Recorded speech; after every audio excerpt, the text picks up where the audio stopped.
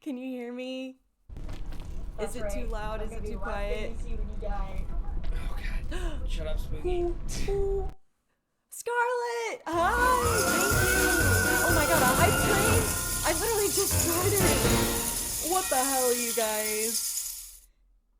I can't hear you, I'm blind. Beautiful. Thank you. Thank you for that. Everything, I moved around everything because this is gonna be a different stream today. Oh my god, let's see.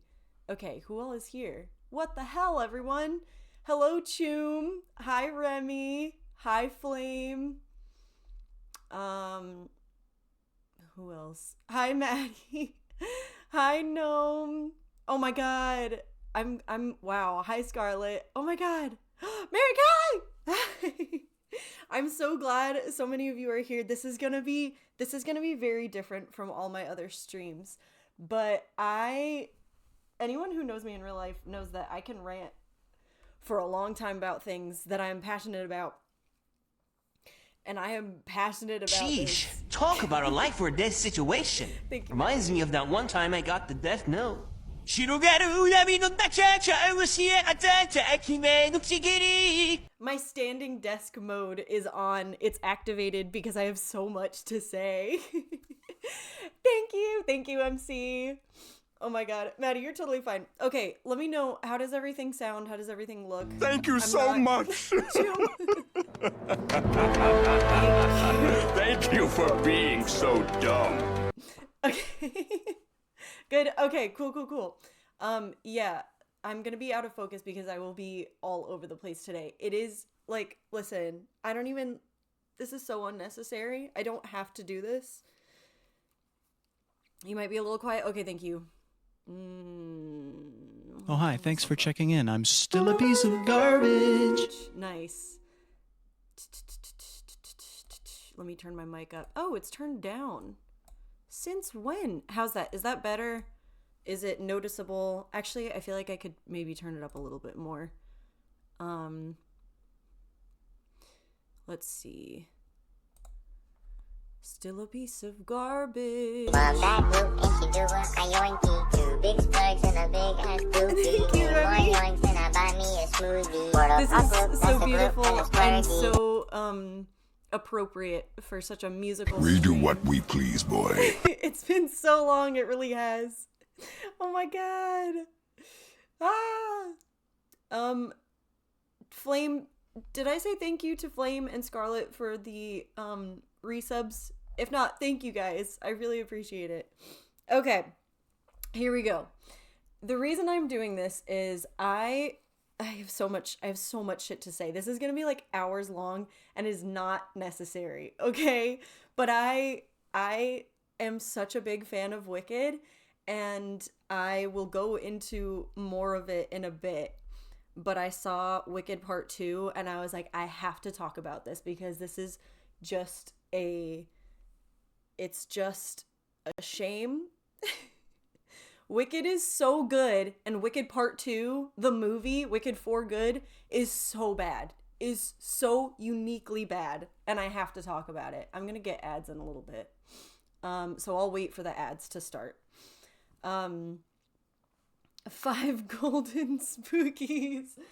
5 golden spookies. I'm so glad. I'm so glad. Maddie was saying, like, I've ranted before on stream before, and Maddie was like, I don't know, you were kind of going a little hard. Like, maybe calm down a little bit. But I'm like, I feel like, yes, please. Blade! Oh my god, Blade, you're the perfect person. You're the perfect person to be here. I'm gonna rant about Wicked for Good. Have you seen it? I will be talking about spoilers, but all my musical girlies will understand. You will understand. Anyways, Blade, I knew you had it. June, thank you! Oh my god, you guys, thank you! Thank you so much for all the hype support, and etc., etc. I am passionate, and I will fucking go off. Anyway. Spoilers galore. Indeed. Okay, I literally have a whole... My second monitor is just notes. This is gonna be like, video essay territory. So, you know, get some popcorn, sit back, relax, eat food, whatever you do during a video essay. Yeah, I have oh, thank you guys for the hype train. I have so much shit to say. So much. Yep, Blade, I knew you would understand. Okay. I don't think we're in ads. So I'll just get to it. And if anyone has, okay, I don't know how many people, can we start a poll to see how many people, okay, we're in ads now. How many people have seen Wicked? Like, and this, any form of it. This could be the movies, this could be the musical, any of it. Yeah, no, sorry, I keep interrupting myself. Maddie, you weren't telling me not to. It was more like, hey, maybe calm down. I ranted about Shrek once and how it's actually better than everyone says it is, because it is. But Maddie had to be like, hey, pump the brakes a little bit. You're being a little extra. Maddie, you can do that. You're a mod. Anyways, yeah, if anyone has seen it and has things to add, please add it. Like, please let me know in the chat and I will talk about it. This is how many pages long? And small font. This is 3 pages long. So I will have a lot to say. To be fair, it's all bullet points, but anyways. Okay. I forgot how. You know what I just realized? Maybe I should have, well, no. I was gonna say maybe I should have, like, music in the background, but I don't know how to do that and it would take me forever, and I don't know if it would sound good. Oh, my top! Thank you! Wait, it's Oogie Boogie! Can you see? I wore it because I was like, I always wear green when I'm seeing anything Wicked related, because you just have to. But my friend got it for me for Christmas a couple years ago. Anyway. Yup, yes, Blade, this is why I was like, Blade needs to be here. You would understand. Okay. This is what I have. Ready? It's called Wicked for Good Notes. The subtitle is, this whole movie is a pee break. So I don't even know where to start. So I have been the biggest Wicked fan out of all in my whole friend group growing up. Like, I don't know anyone growing up who was like more obsessed with it. And this is because of my older sister, MC. I think I saw her in the chat. MC, you could say hi if you want, but no pressure. She showed it to us because she saw it, I think, when she was like, I don't know, in high school or middle school or something. I say us, and I'm talking about me and Maddie, by the way. And basically all my siblings, because I would nonstop sing this. So anyways, so all that being said is I know the whole musical. There was one time I was going on a road trip somewhere. It was like 3 hours away. Oh, hi, MC. Hello. I hope, I don't know if Leif is asleep, but I will be swearing. Anyways, so yeah, everyone say hi, MC. What was I saying? So, I one time was going on a road trip and I was thinking to myself, I wonder if I could sing Wicked, the whole musical front to back. Am I getting another ad break? I just had one. Ugh. I'll put it on pause during the ad break, even though I think everyone here is already, it's fine. Oh wait, no, not Mary Callie, so, okay, never mind. Sorry, I'm ranting a lot. I can sing the whole musical front to back, so I'm just saying that just to let you know how much I love this musical and know all of it, okay? I'm putting this out there because I need people to know. Wicked. That's right. I'm gonna be laughing Jules! with you guys. Hi, Jules. Shut up, Spooky. Thank you so much. Oh, I love you too. Wicked Part 1 was good, okay? The movie, I was shocked. I was expecting shit, and I got art, okay? Wicked Part 2, the movie, it was the complete opposite. I was like, well, they know how to make the first one. They know how to make it accurate. And then it was slop. It was just slop. It was so bad. So we're going to get into it. We're going to get into why it's bad and why it was a waste of our time. For better. Yep, exactly. Yep. So anyways, because my sisters and I, shout out Maddie also, we were all like big Wicked fans as kids. So we kind of had this idea last year that for part 1, we would all see the movie together with our sister-in-law because she also grew up on Wicked. Okay, the ad breaks are starting. I was gonna say I can just keep going, but I think MC might be in ad breaks. So I will wait a moment. But holy shit, guys. Did we get that poll? I didn't look. I wasn't looking. And also it's totally fine. I can just make one myself. Oh my god, Scarlett, I didn't even make a PowerPoint. I should have. I might edit this later and make one. I was just like, I have to talk about this, which is when you know you shouldn't.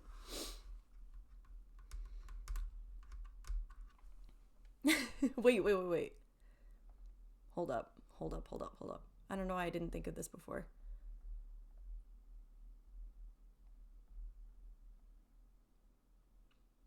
Disagree, this is 100% necessary. I just saw that. Okay. Perfect. And what's on? There we go. I'm not, you can't say I'm not like, you can't say that I'm graven now. Because I just gave my sister a subscription. Okay. There we go. Because she also doesn't really use Twitch, so it's fine. A laser pointer. I should have done that, Scarlett. That would have been so good. I do feel like I need something with my hands. Okay. Anyways, MC is also not gonna know what I just did because she doesn't use Twitch. Okay, anyways, ads are done. So, Wicked was my childhood. So it was me and Maddie and MC and our sister-in-law that all watched it together. We watched the first one. And we were like, our expectations going into it was like, you know, there are so many movie musicals that are really bad because they're not lore accurate. And so we were like kind of hesitant to go, but I was still really excited. I was like, you know what, Wicked is my favorite musical. It's always been my favorite musical. So I will like enjoy the experience no matter what. Little did I know, Wicked Part 1 is really good.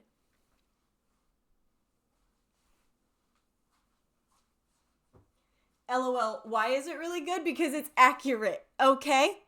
Because it's accurate to the musical. Maddie, if I'm being too loud, by the way, let me know. Because I know you can hear me upstairs. Okay. Side note, I also saw it on Broadway in high school for a field trip. Because when you're in Connecticut, you do a lot of field trips to New York, okay? And I was in chamber choir and we got to go see Wicked on Broadway. I was so pleased. I got to sit next to my choir teacher who is so funny, and it was a great experience.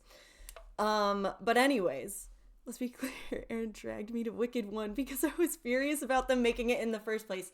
Yeah, MC was literally like, oh my god, Manxie, hi Manxie. Oh, hi Evie. Wow. Oh my god, guys, thank you so much everyone for joining. Wow, I did not expect this many. I literally thought I was going to be ranting to myself, so thank you. Yeah, I guess I did drag MC because I was literally like, I have to watch this with the person who showed me it. You know, like, it was our childhood because of her, and it means so much to me because of you. MC, I see you. But anyways, so I'm saying all this to say that listen, I don't consider myself, this is not me trying to be mean to myself, this is not me like shit talking myself.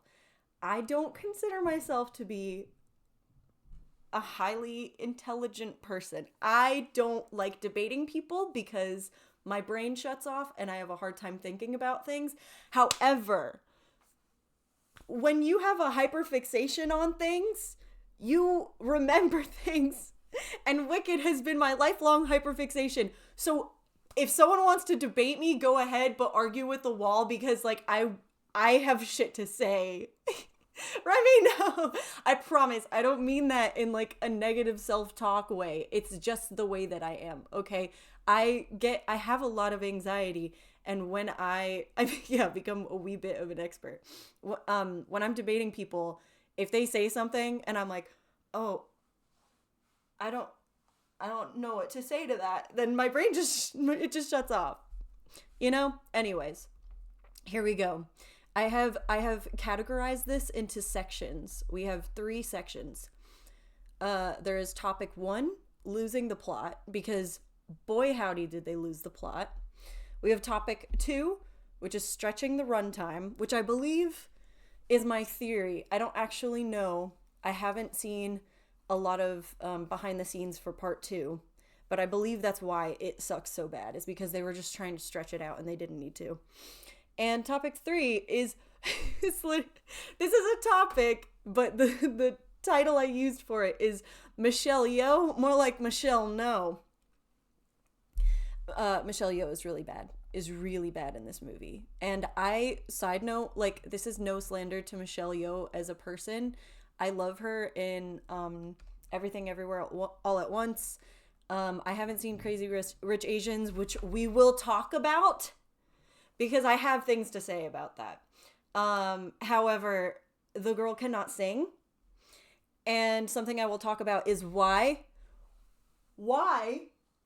Blade, I know you will back me up on this. Why would you cast someone who cannot sing in a musical? Why? Why are you doing this to me? Oh, MC, she had too much Botox for her true acting to come through. You know what I wrote this time? Because, okay, side note. So I saw it twice. Okay, I'm getting ahead of myself. I saw Wicked Part 1 4 times in theater, and I bought it, and I watched it like a million times. Wicked Part 1 is perfection. Perfection. I almost wish they just canceled Part 2, because it was perfect, okay? Part 2, I saw in the theater with my sisters and our cousins, etc. And I hated it, and I just watched it again a couple hours ago specifically so that I could take more notes, because I have so much to say. Because they watch Les Mis. Oh my god. You're right, Choom. I hate it, but you're right. Oh man. Oh, Little Shop. Oh, yep. Blade, I totally get that. You know what? Okay, side note, I was thinking about Little Shop while writing my notes, because I was like, in Little Shop of Horrors, they changed the ending to make it a happy ending. And I feel like it's okay, because it's a fun movie. We'll get back to that. Remember that I just said that, because boy howdy will we get back to that. The girl who played the plant couldn't sing. Oh, Blade, that's rough. Okay, here we go. Okay, so we're gonna start with the plot, right? This is losing the plot. Oh, yeah, so, sorry. I watched it a second time just a couple hours ago. I watched it with my boyfriend. He had a lot of very funny things to say as someone who hasn't seen the musical. But he has read the book, so there's that. Oh, hi, Ven! Hi! How you doing? I'm ranting about Wicked, so welcome. All right, here we go. Topic, losing the plot. We'll start off by saying, why? Why does Elphaba have a treehouse? Why? Actually, why though? And for people who don't know anything, wait, is there anyone who doesn't know anything about Wicked? Because that would be so funny. Wicked, you know what? Here we go. Wicked, the musical. The whole point of it is to take Wizard of Oz and put this whole spin on it, on what would it look like if it was from the perspective of the villain of the Wicked Witch of the West, right? Because we all know about the Wicked Witch of the West. So, as I say again, why does Elphaba, the Wicked Witch of the West, why does she have a tree house? I will be watching it again. Okay, you're totally fine. No. You will probably still understand what I'm saying anyways. Yes, Maleficent for theater kids. Yes, right. Yeah, okay. So, yeah. Also, when you see Glinda in this one, why does she have her college friends working for her? Like, I was watching this and I was like, the first time I saw it, I was like, okay, maybe they'll... By the way, first of all, the first scene is so boring. It's so boring that literally it kind of set the tone for the whole rest of the movie. Because I was watching it and I was like, okay, all right, well, after this scene, I can't wait for them to, like, get into the plot and everything will get better. No, it doesn't. It doesn't. It just doesn't. Yes. Okay. Then, yes. She, in The Wizard of Oz, okay, this is canonical, right? This is Wizard of Oz, this is Wicked, the show. She has a castle, which is Fiero's extra castle that he has, right? Fiero is the scarecrow, for those of you who don't know. And so that's how she ends up there, which is where, you know, the whole melting occurs, right? Oh my god, of course, MC, sleep well. Thank you so much for joining. Yeah, I love you. Bye. It doesn't make sense to me. It doesn't make sense that... So she starts off in the treehouse, and then later on she gets to the castle, which I will talk about later, because the castle in itself, was confusing to me, because she... Oh my god, this is so hard when you have ADHD. I'm just putting this out there.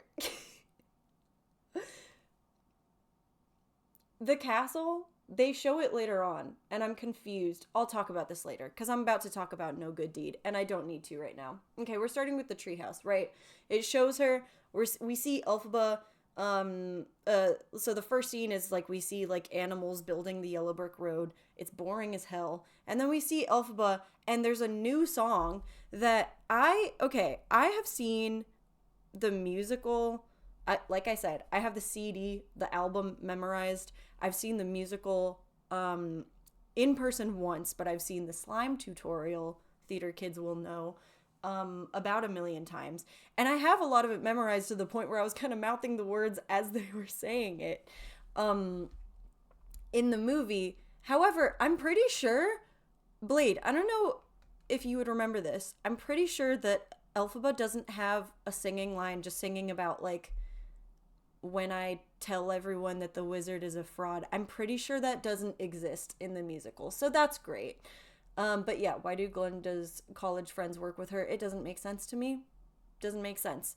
They literally just, like, John M. Chu, the director of these movies, has said that you can watch part 1 right before part 2 and it will transition smoothly. No, it won't. John, no it won't, because literally just a few hours ago in part 1 they were friends at Shiz. They were just college friends and they were roommates. Oh my god, they were roommates. And then all of a sudden they're working for Glinda. It doesn't make sense. It doesn't. Hi C-Thing, how you doing? Okay, yeah, all right, thank you Blade, because I was curious. Okay, so let's see. Glinda's new house looks so modern, derogatory, because why does it look like, it literally looks like a TikTok house? And this is like, listen, I'm ranting because I'm angry. Set design people, everyone did a great job. However, it doesn't fit the vibe of The Wizard of Oz. It made me so mad. Okay. Like I said, I've seen this 2 times. When I saw part 1, 4 times in theaters. The whole theater was like laughing at the same parts. They thought it was fun. It was very high energy. Both times that I've seen this movie, the theater is just dead silent.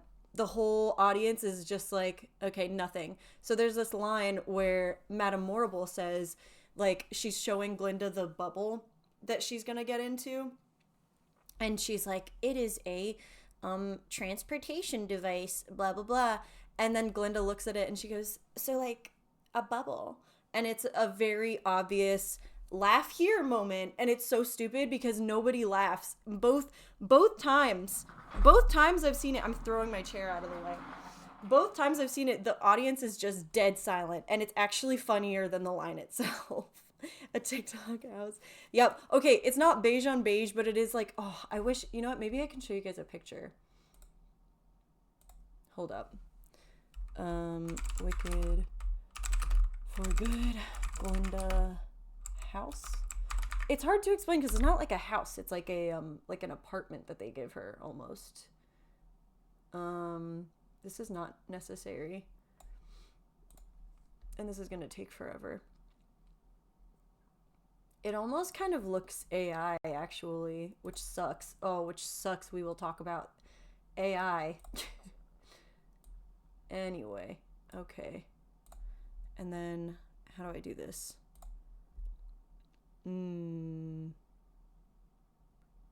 Image. Okay, here we go. I'm gonna show you guys the house. LOL. Okay. This is Glinda's house. This is a really bad quality picture of it. Oh, it's really bad quality, actually. Sorry about that. Anyway, that's what it looks like. Do you see what I mean? How it kind of looks like a TikTok house? You don't look at this and think this is in Oz. You know what I'm saying? It looks like, it looks like AI to me. I don't know. I know that it's not AI. And again, I'm sorry, props department. You did a great job. But I am mad. Okay, so that's the house, right? Yeah, nobody laughed. Glinda had a backstory. It feels sterile. That is so accurate. Glinda had a backstory. Why did Glinda have a backstory? I talked to MC about this a little bit because we were like, I can see how Wicked the musical, when Stephen Schwartz, guys, I know about this, okay? When Stephen Schwartz was writing this musical, it's supposed to be a, like I said, like the villain side of things. It's supposed to be Elphaba's like the main character. And as the musical went on and Kristen Chenoweth and Idina Menzel were like playing around with the roles, Kristen has even pointed out that she was like, oh, I feel like I've become this like kind of NPC background character that like actually turned out to be like a side character. However, in these movies, Glinda is more of a main character than Elphaba, the person who it's based off of. Oh my god. Oh my god. It made me so mad. Anyways, so the fact that they gave her a backstory, I understand because it's like they were trying to balance that Elphaba had a backstory in the first one, and that there was that whole like childhood trauma thing in Defying Gravity where she's like reaching for her childhood self, which like, listen, this is a hot take. I didn't like that. I thought that was dumb. And I know that a lot of people liked it. This is the reason I thought it was dumb, which I will get into. Oh my god, there's so many threads I'm like opening right now. The reason it was dumb is because they're taking this song that should be like 4 minutes and making it, I literally looked, guys, Defying Gravity in part 1 was my least favorite part of the movie, and it was 20 minutes long. 20 minutes. Can you imagine? You don't have to imagine if you've seen it. 20 minutes. Thank you, Blade. Yes, yes, yes. Oh, and I will talk about sequel bait. It takes pauses when this. I like that climax was checked for auto mod. Oh my god. Yes. Yes, Blade. Yes. Okay, story time, guys. The first time I saw For Good, with my sisters and stuff, I went home, or I went to my sister-in-law's house because that's where we were all meeting up afterwards. I made a fucking beeline to the living room, and I wrote on a pad of paper, it was like this big, like a legal pad. In 5 minutes, I wrote a whole page worth of notes. And one of the things I was talking about is how,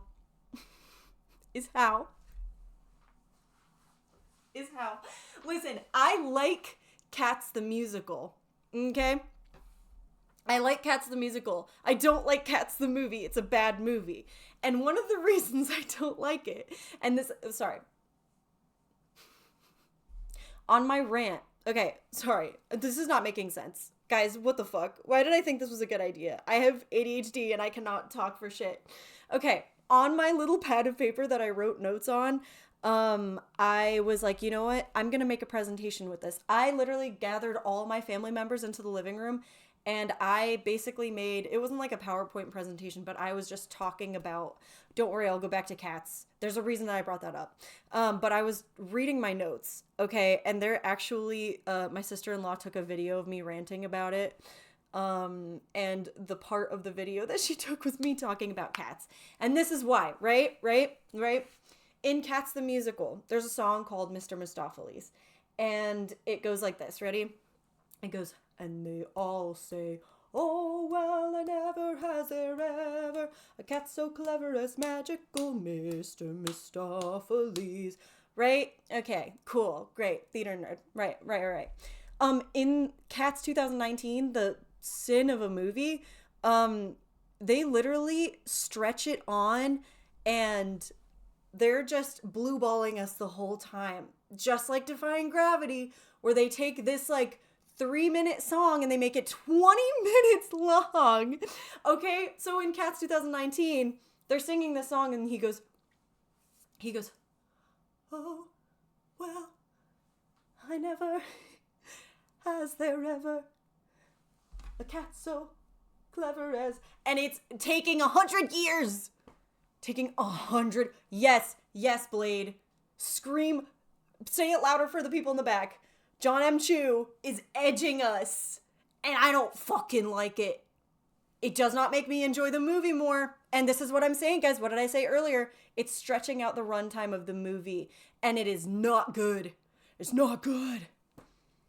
Yep. Yes, Scarlett. Yes. Oh, man. Okay. All right. Here we go. So, and then guys, I haven't even really started with the plot yet, right? Okay. Thank goodness. Before we saw Wicked Part 2, my MC, my sister, and Olivia, my sister-in-law, both said 2 things before the movie started. Actually, and I had a third thing that ended up being a good thing. We'll go back to that. However, okay, here we go. MC's thing was, even if the whole movie is bad, I'm just glad we'll have Thank Goodness. LOL. Side note, Thank Goodness is my favorite song in the musical, and it sucked in Part 2. It sucked. I'm sorry. So that was MC's take. Olivia's take was, even if the whole movie's bad, I just really hope that they get the Blade, hold my hand. Blade, hold my hand, please. I hope they get the transition from I'm Not That Girl, the reprise, into As Long As You're Mine.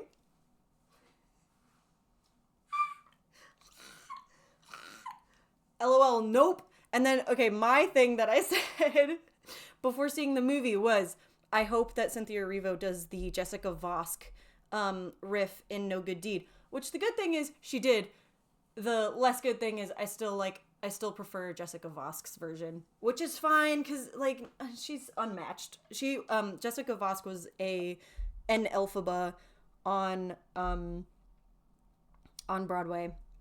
Anyways, Spooky does not goon. Choom, I just saw that.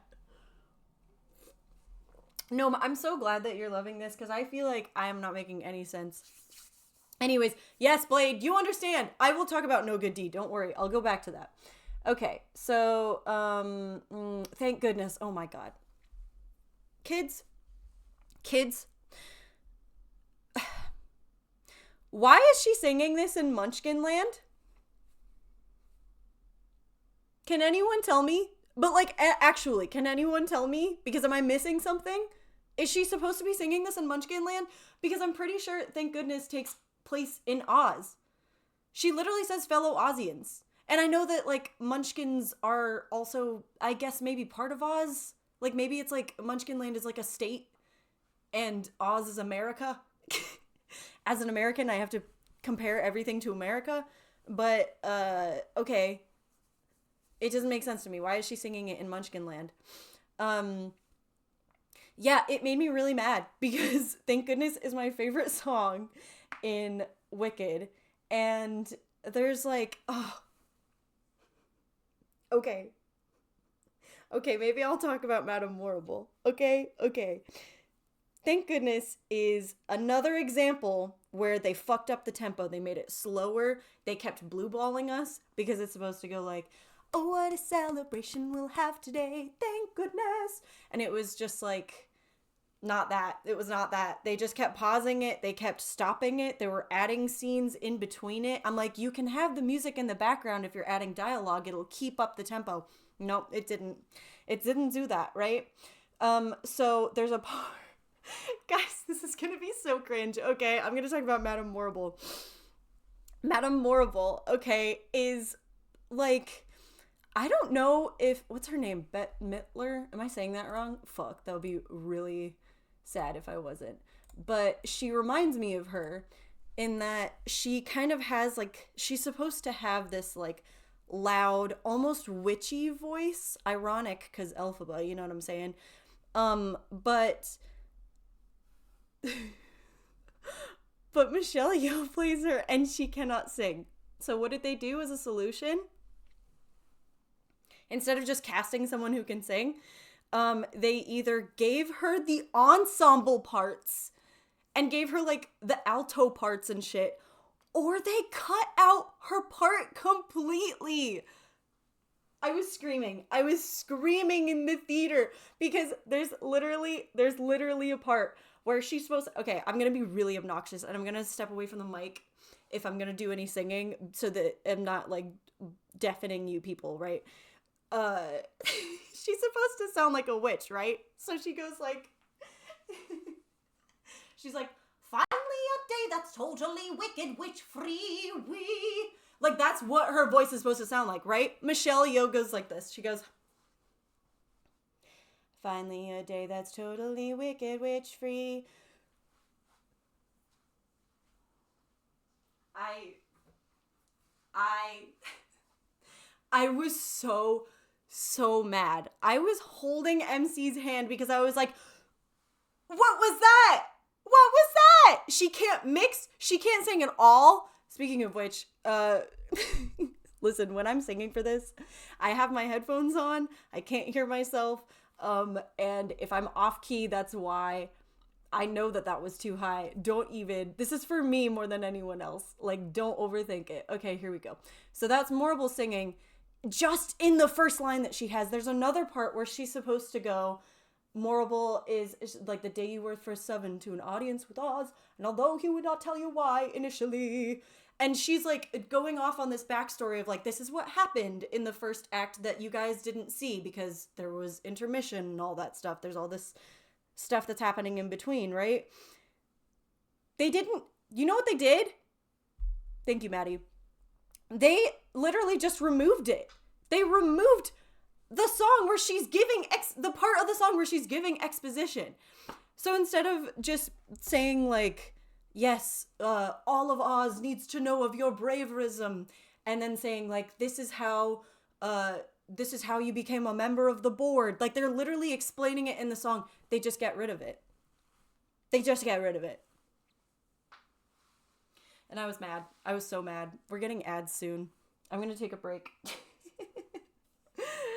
Ah! Yes, Maddie, yes. She's supposed to say, and with a jealous squeal. Actually, I think it's scream, with a jealous scream. And she goes, the wicked witch burst from concealment. And she doesn't do any of that because Michelle Yeoh can't sing. Oh, and I will talk about Michelle Yeoh. You know what? Maybe I'll talk about her now. Hold up. Okay. Yeah, I'm going to talk about her now. Okay, Michelle Yeoh, more like Michelle No. Okay, so listen.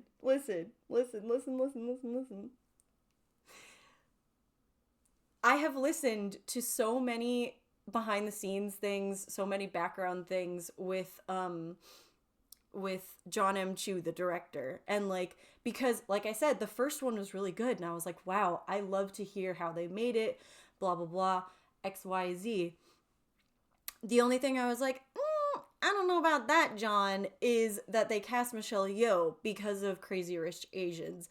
And for those of you who don't know, John M. Chu, the director of Wicked, the movie, is also the director of Crazy Rich Asians. I haven't seen Crazy Rich Asians, but I know about it, and I know the scene that he's referring to when I say that he literally, his reasoning he gave for casting her in Wicked was there's a moment in Crazy Rich Asians where Michelle Yeoh is, like I said, I haven't seen it, so I'm sorry if this is inaccurate.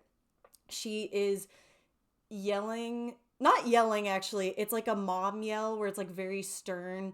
She's having like an argument with the main character or something, and she says something like, "You're worthless," or something like that. And apparently, from what I've heard, like when they were shooting this scene, it was like Michelle Yeoh's acting was so good that it was making the main character's actor cry, because they kept having to redo the take because it was like the acting was so good and because she was so like intense with it, you know? Yeah, Blade, you understand. So that was his reasoning for choosing Michelle Yeoh as Madame Morrible. John? Not worth it. Not worth it. Can I tell you why? John? Because she can't sing. And I'm so sorry. I don't want to be mean to Michelle Yeoh. Like, she's so cool and I love her. However, Madame Morrible is not a character that you can just be like, oh, it's okay. She can speak her lines. She is the actual villain of this whole story. Her whole character is almost like she is what the Wicked Witch of the West is like it's like, oh my god. She is causing all the problems in Oz, not the Wicked Witch of the West, okay? So the fact that they made her, like, they cast her just so she could say this one line. I know, I was watching the movie and I was like, I know this scene is the reason why John was like, yeah, she'll do a good job at this. It's when she looks at Glinda and she's arguing with her and she backs her into a corner and she says something like, you need to, like, I could see that you're a pussy and you're, like, you just love the attention and stuff. And then she tells her to shut up. And it's almost like I could see behind the scenes and I could see John M. Chu being like, yeah, that's why I cast her. No, sweetie, no, you should not have cast her.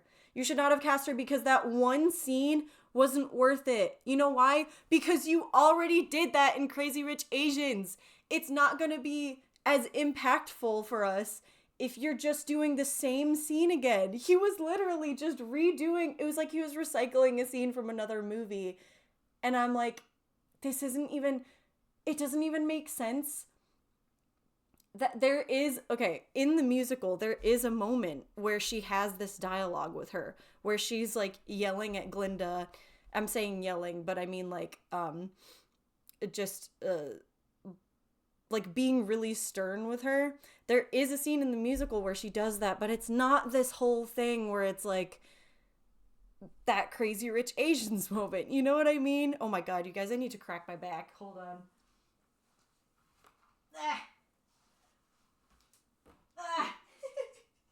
Sorry if you heard that. Anyway, I'm standing up and my back hurts. Oh man. He was reheating his nachos. Wait, what? What is that? What are you guys talking about? That's the scene where I noticed Glinda is starving. Glinda is starving. And actually my boyfriend was talking about that too. I don't remember what scene. I wrote it down though, so we'll go back to that. But let's see.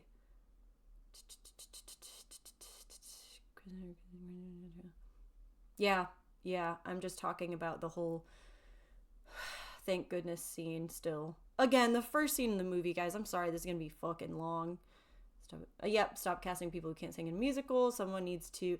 Oh, that was another thing I said. I said,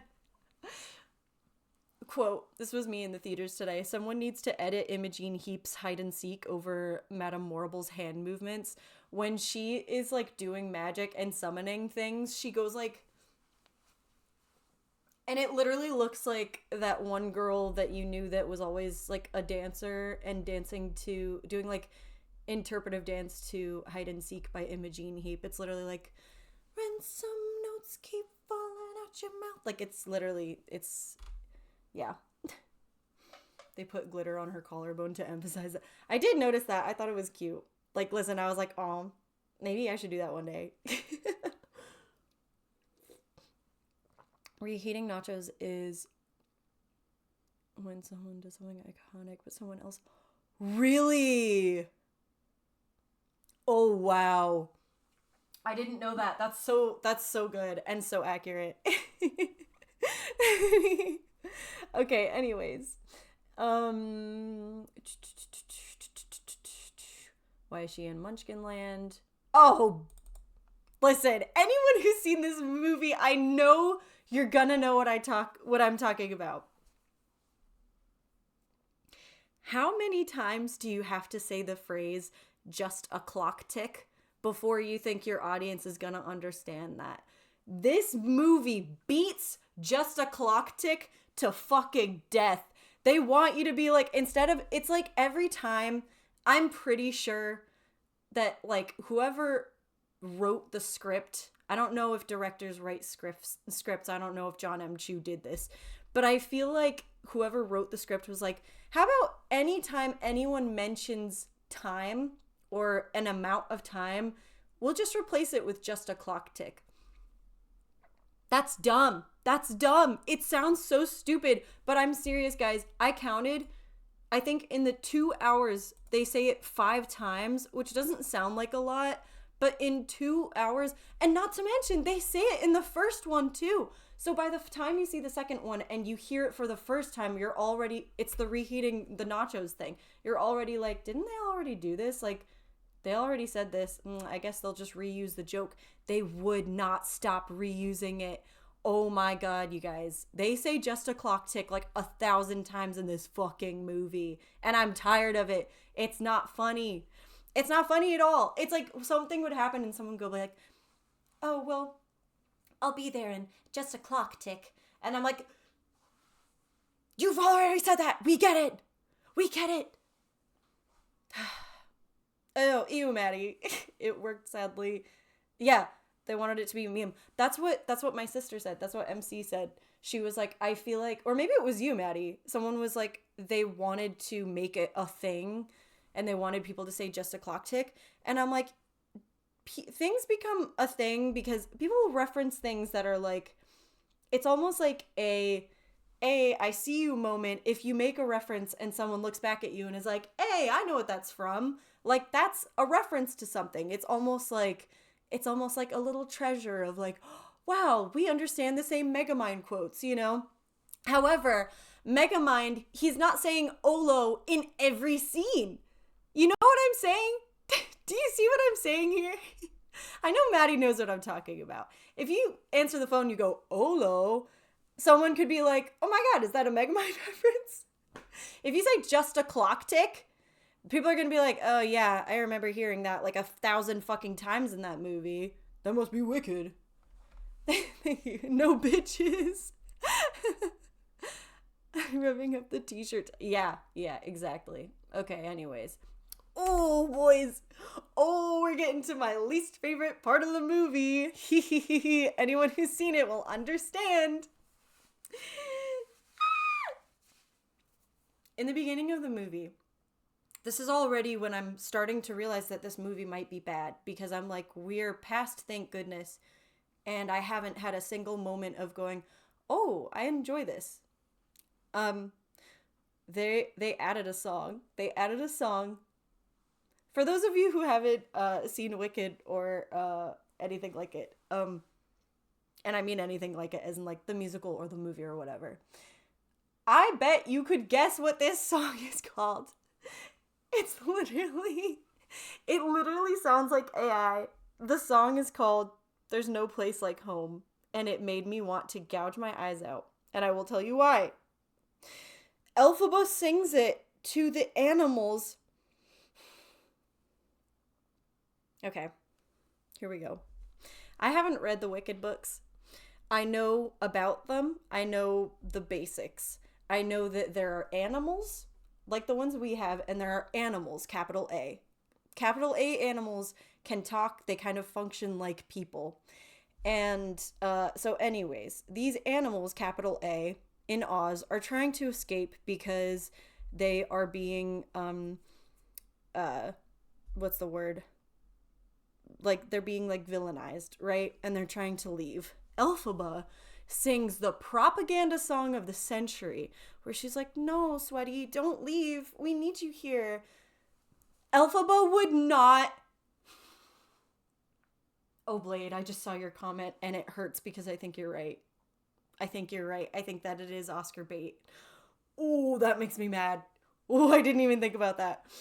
Elphaba would not sing this to the animals that she's trying to help. She would not say, but guys, wait, don't leave.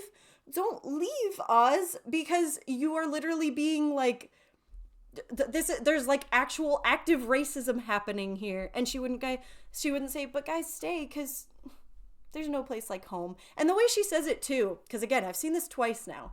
She says it in a way that's like, yeah, I know, but hear me out. I just realized something. There is no place like home. But it's like,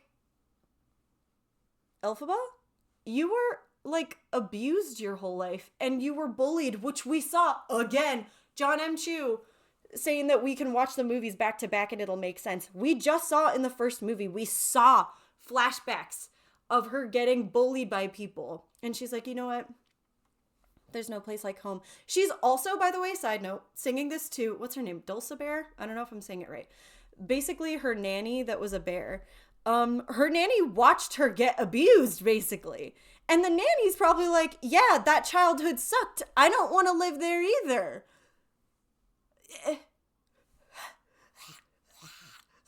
And on top of that, now she lives in a treehouse. You cannot tell me there's no place like home when you live in a treehouse. Unless it's a really cool treehouse. Sorry if I'm being really loud. Yep, Blade. Yep. And yes, Chum. They're all so like I think I remember saying I remember someone saying the first time I saw it, they looked at the credits and saw that Steven Schwartz, the guy who wrote Wicked, which I feel bad because he co-wrote it with someone else and I always forget the second person.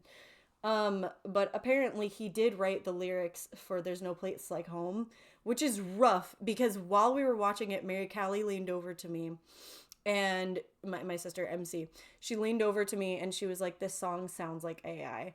And I was like, yeah, it sounds like it was literally written by AI and it's called There's No Place Like Home. Side note,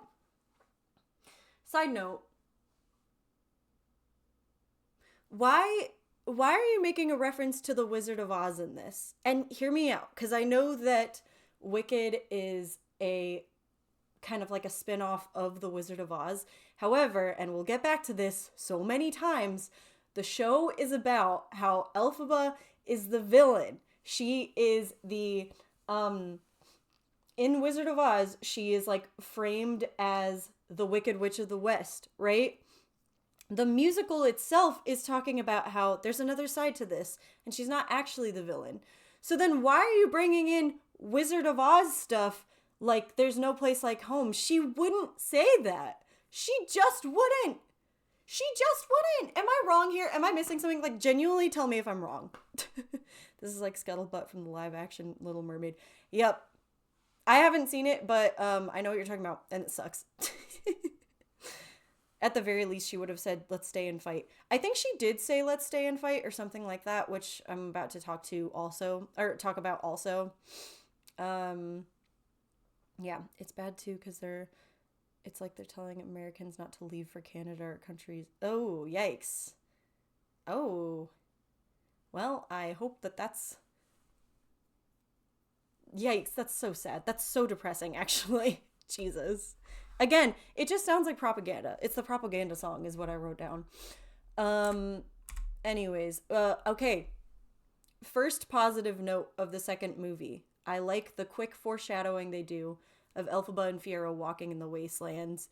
Because the first time I was watching it, like Wicked Part 2, the movie, I picked up on that and I was like, oh, it kind of broke my heart a little, because I was like, I know what's happening, I know where they're going, and I know who they are, because it just kind of out of focus shows two people walking in like a desert, and I was like, oh, my heart, it's really sad. Anyways, propaganda song, that's great. She wouldn't sing this. Why are they connecting it to the Wizard of Oz? I wrote notes and I'm not even looking at my notes. This is all just from memory. Oh, here we go, Maddie. Dulcibert, I heard this the first time and I was like, okay. I heard it the second time and I was like, what the fuck? I was mad. Dulcibert says to Elphaba, because Elphaba sings this propaganda song, right? And all the animals are like, actually no, because we don't want to stay here and it sucks. So they're all leaving. Dulcibert turns around to Elphaba and says, and I quote, I know you'll keep fighting because I know you, and then walks away as if she said anything. What is that line? Am I dumb here? I feel like they wanted us to be, they filmed it in a way that sounded like it was like a, wow, that was beautiful. Like genuinely, I'm asking, what is that? What is that? I know you'll keep fighting because I know you. Yeah. Okay. I don't understand. I genuinely don't understand. And I wouldn't even talk about this if they didn't put such a heavy emphasis on it.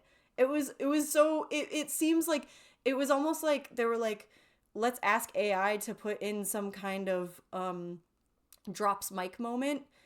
And then it wasn't a drops mic moment. They just made it sound like it. And I'm like, it was stupid. It was stupid.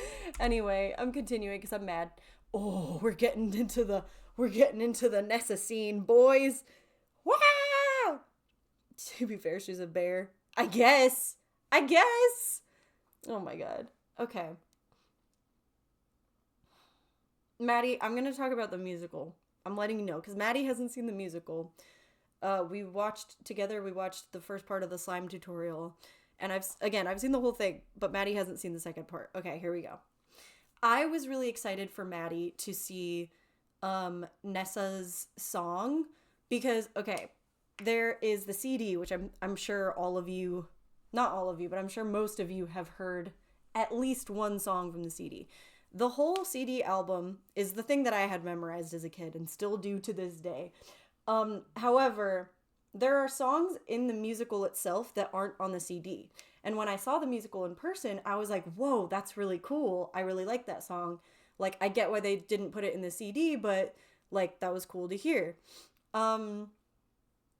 They not only take out songs like that in this movie, but they add more in, and they're bad. For example, Nessa has a new song. One of the songs I was looking forward to was Nessa's song that isn't in the album. But right before that song that I was looking forward to, they give her another mini song where she's like, wow, that night at the Ozdust Ballroom, it was kind of unnecessary. And I can see how, ooh, this is going to sound mean. I can see how a competent person would make it fit in. It's one of those things where it's like, I can see how it would work if the rest of the movie wasn't so bad. I think I would, if the rest of the movie was good, I would kind of be like, you know, that's fine.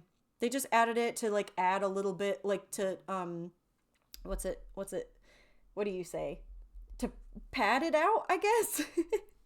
Like, they're just putting a little bit more story into it. However, it was so unnecessary and lame. So now we're going to talk about Nessa's song. And like I was saying, well, that was Nessa's song, but I'm going to talk about the one that I was looking forward to. Her song part 2, I guess. I was really excited for Maddie to hear it because this is the moment where Bach, spoilers, it says spoilers, sorry.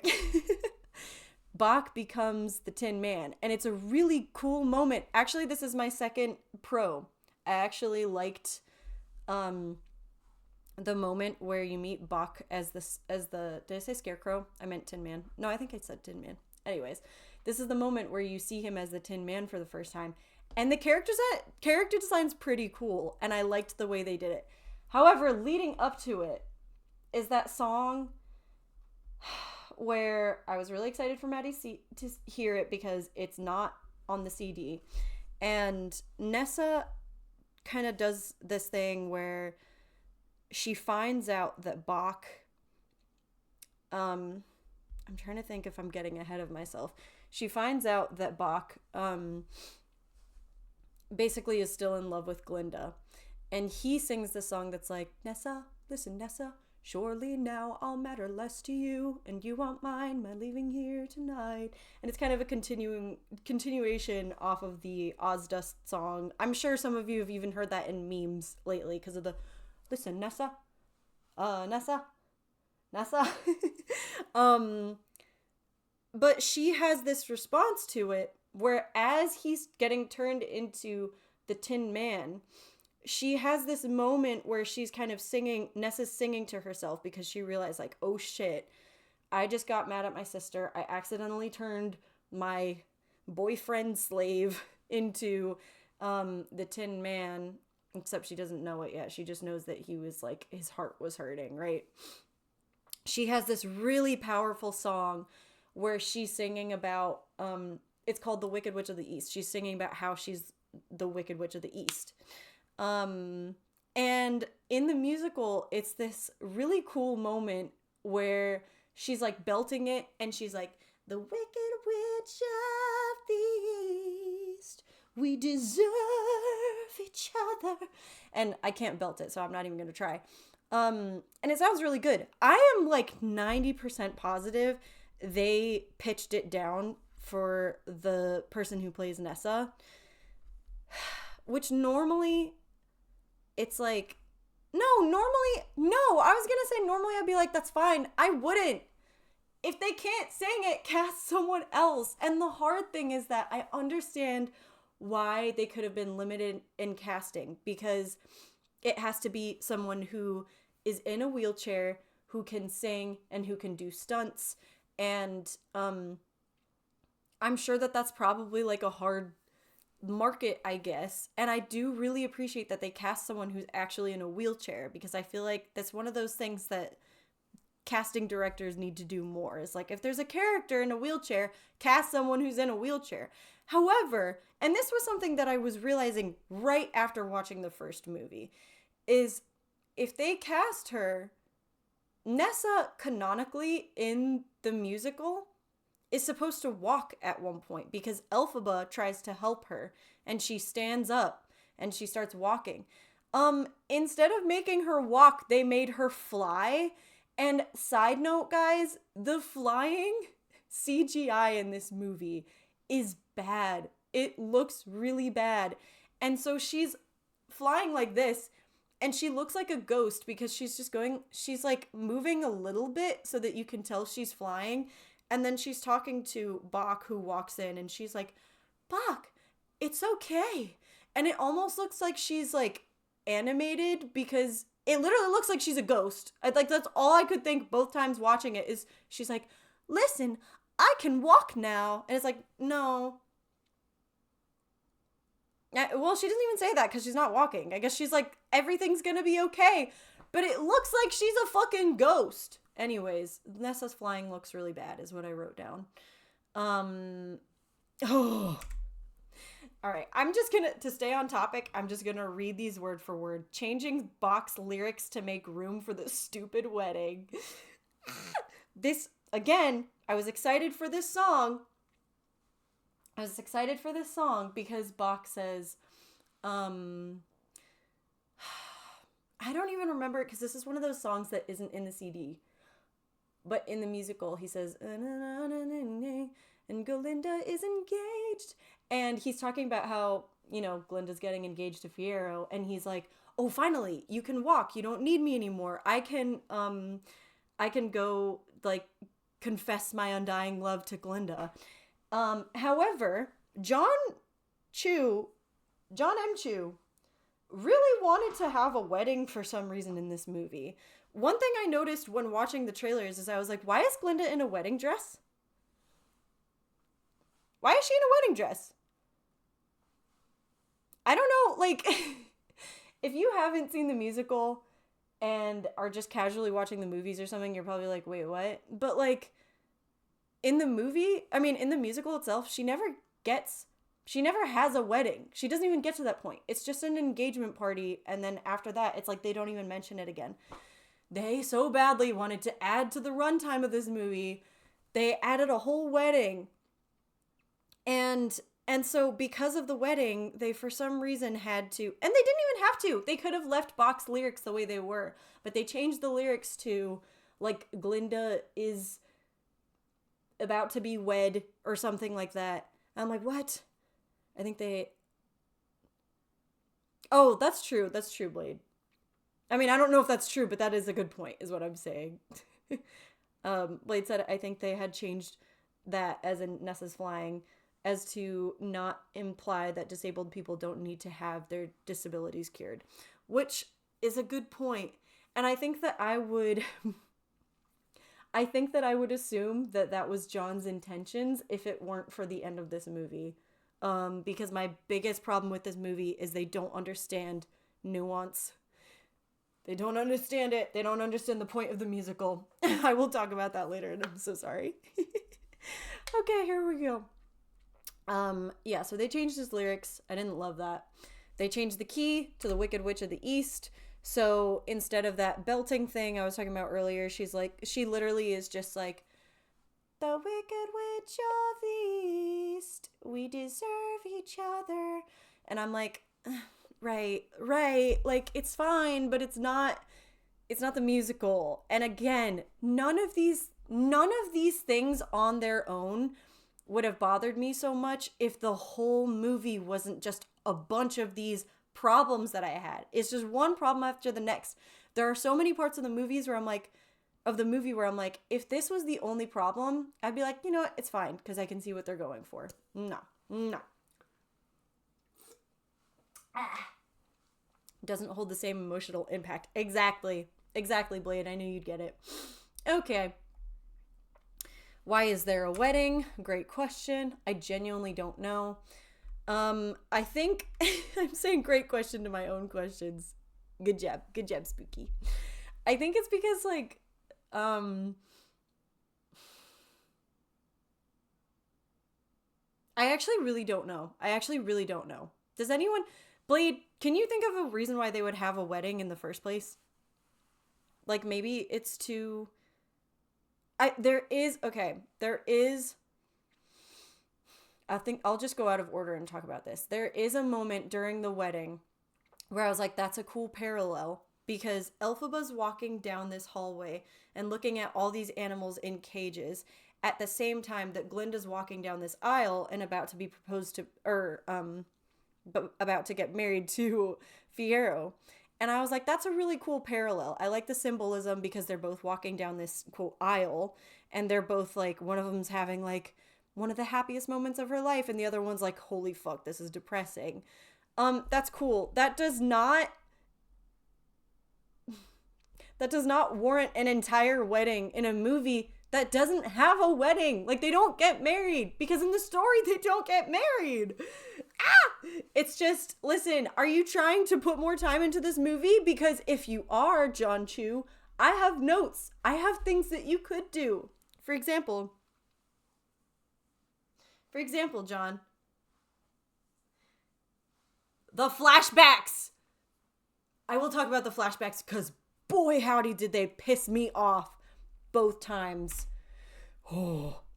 Ooh, ooh, ooh. This was, okay. Remember how I said that MC, my older sister, introduced me to Wicked the musical? When she introduced it to me, I think I was in elementary school. I remember I was in 3rd grade because I was going around being like, "Do you know the band Wicked?" Because I didn't know at that age yet what a musical was. And people were like, "That's not a band, it's a musical." And I was like, "Well, I don't know. I don't know." I just didn't understand the difference at that time. Anyways, so because of that, MC would always quote her favorite line of the musical. Oh my god, I can't believe I'm saying this. I can't believe. Her favorite line of the musical was always the moment where Elfie and Glinda are kind of fighting a little bit. And Elfie has this line where she goes, "Well, we can't all come and go by Bubble." And it's literally, that's how she says it. In this movie, in this goddamn movie, she takes, you know what? Hold on. We're in ads. 1 second.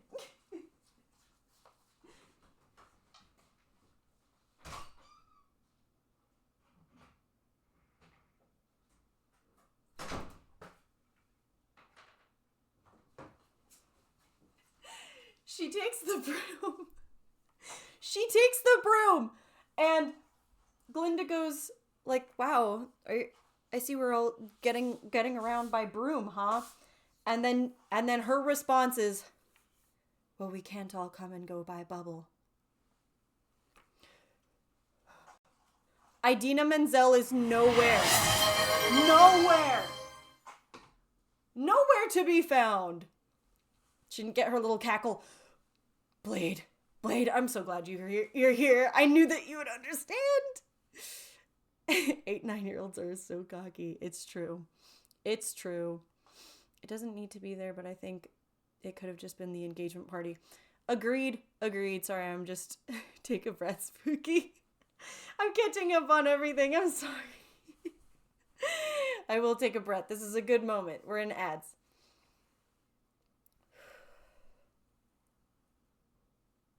Thank you, everyone. I'm calm. I'm okay.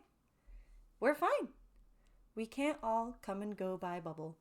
And I hope that people have just come back from ads, if anyone is even in ads, and just been like, "Wow, she's so calm now. It's fine.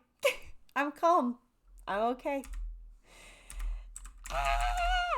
Okay, one of the things that I was saying before seeing the movie the first time was, and I know I was kind of alone in this maybe, I was like, I really hope they don't get rid of Wonderful, which is honestly one of my other favorite songs in the musical. It's a really cute little, almost like carnival-y feeling type song with the wizard and Elphaba. And it's like, "Wonderful, you could be wonderful. We can't go all come and go by Bubble." Almost reads like sexual tension. Yup. There was a lot of sexual tension in these movies and in this show in general. Yes. Yeah, I was really excited, or I was really hoping that they would do Wonderful. And they did Wonderful. Asterisk. Scarlet. Me. Wait.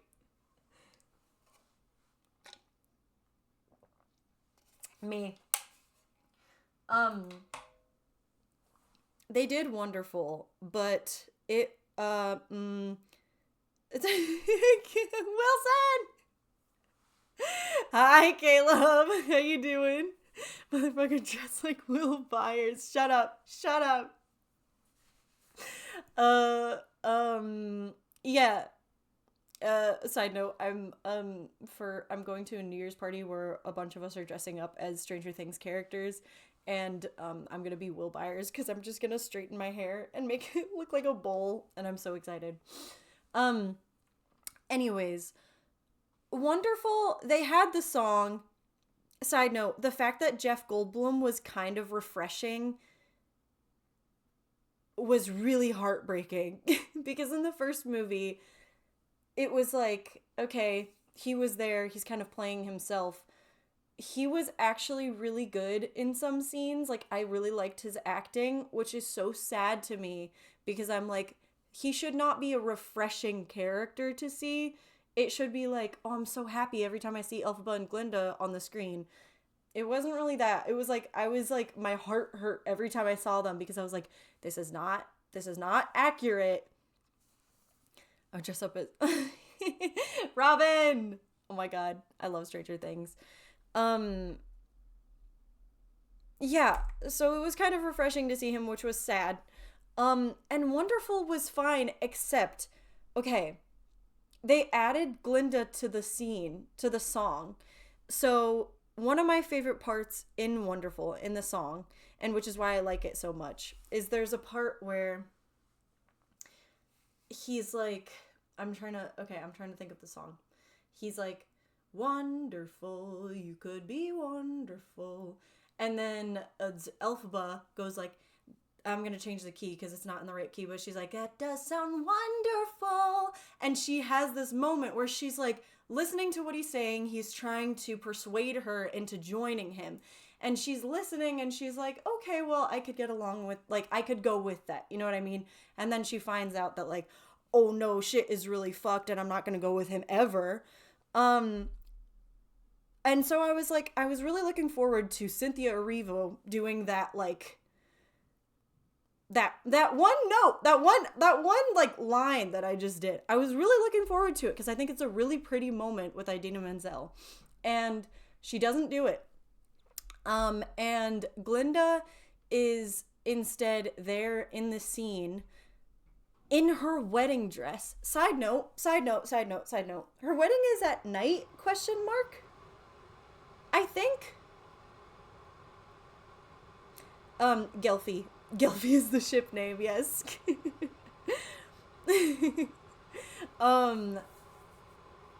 She's in her wedding dress. Like, the scene is like, she's getting ready for her wedding. It's like pitch black outside. Elphaba shows up on her balcony or something like that. Glinda's like, oh, what are you doing here? Wait a minute, you should talk to the wizard. Elphaba says, no, I won't talk to the wizard. Runs away, goes to the wizard, starts talking to him, and Glinda shows up in her wedding dress. Like, oh, you could have just walked here. And then they do the song together. Yeah, she says, wait a clock tick. Side note, actually, they weren't birds, they were white bats, and I really appreciated that and kind of loved that. And I think she actually had a bat necklace on. I didn't notice that the first time. But I was like, I want little pet bats. That'd be so great. Liv, you're here! Oh my god, hi! Yeah, so it doesn't make sense because Glinda was the one who, instead of Elphaba going, that does sound wonderful, Glinda was the one who was like, he is so wonderful. And I'm like, this doesn't have the same, it's like you were saying, Blade, it doesn't have the same emotional impact when it's supposed to be this, literally, the Wizard of Oz is Elphaba's father. It's supposed to be this father-daughter moment of them connecting. And instead, they keep trying to make Ariana Grande the main character of this movie that is about the Wicked Witch of the West. Glinda is Batman, it's true. It's true.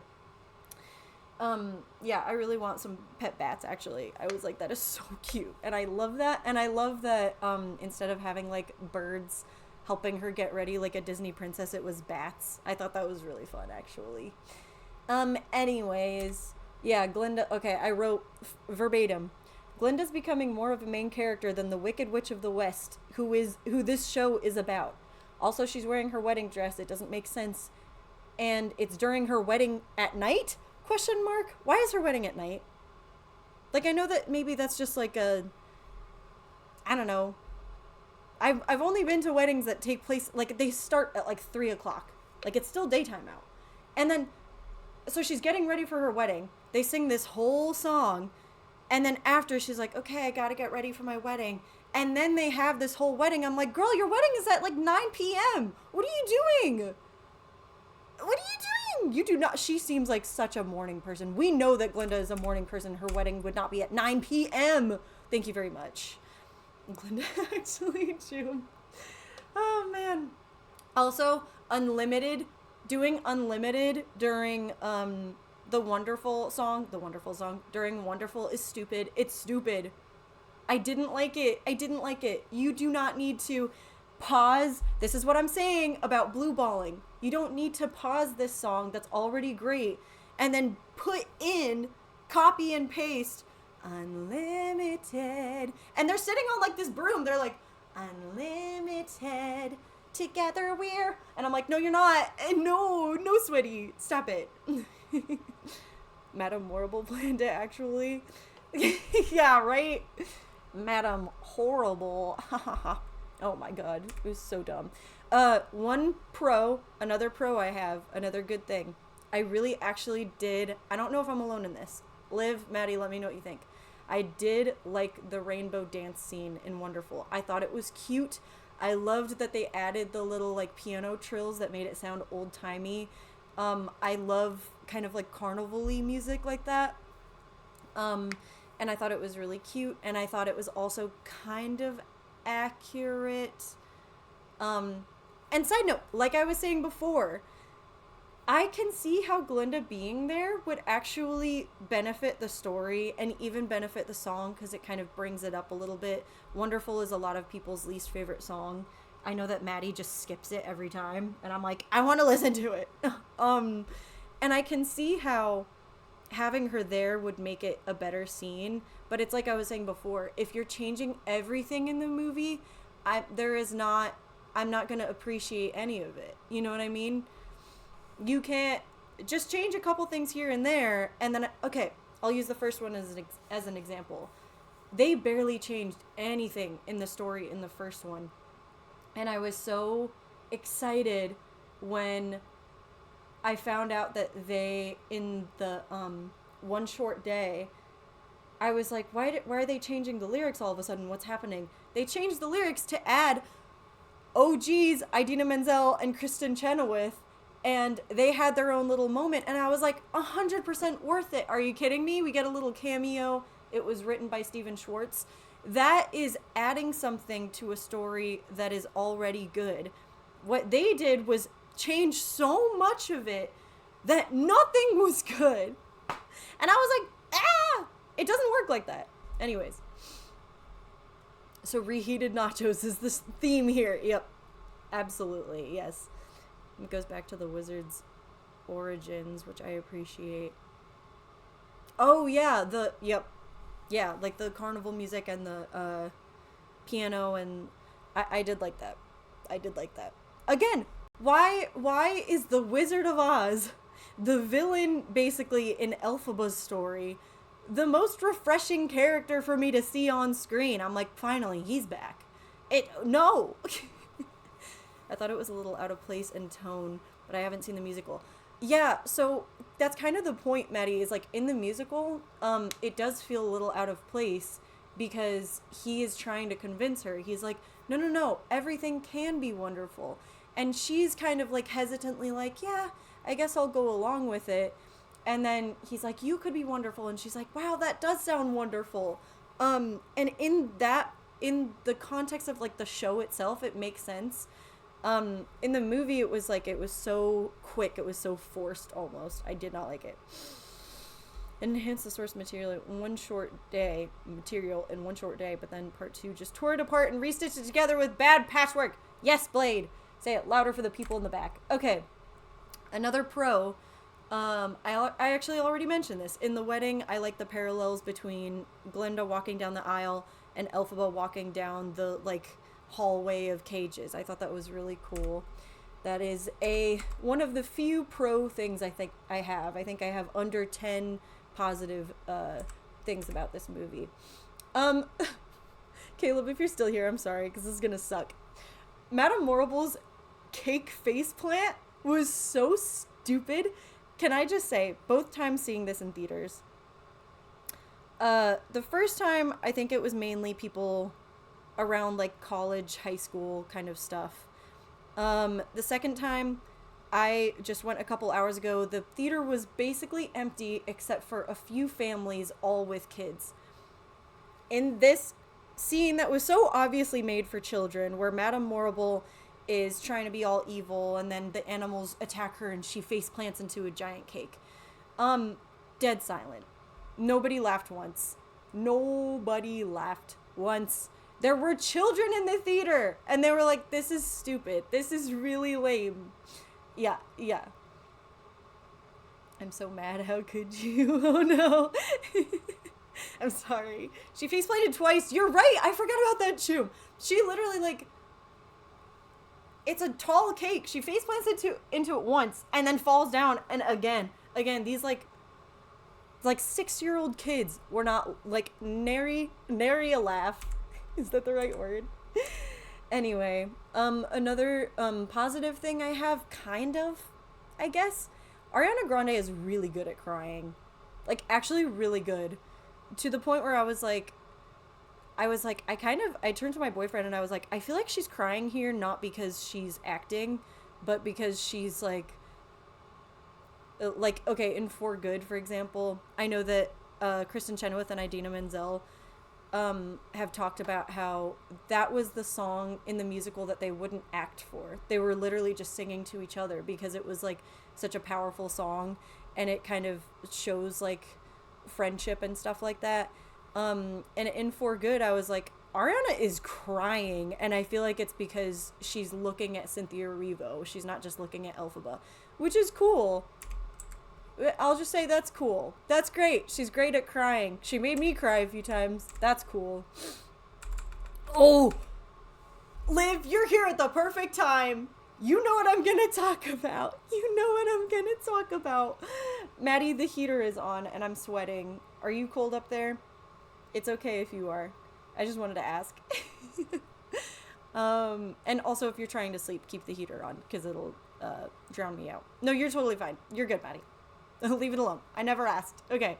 Why would they even try to make this a clearly adult source material? Wait, this clearly adult source material kid-friendly? Great question. And I've been asking myself for that for a year because it is all over like kids Target stuff. And I'm like, why? This is a dark musical, which I will talk about. I will talk about that. Cause boy, John M. Chu, I don't think you understand what you were doing here. Anyway, the answer is money. Yeah, that's true. Okay, all right, anyways. Liv, you know what I'm going to talk about?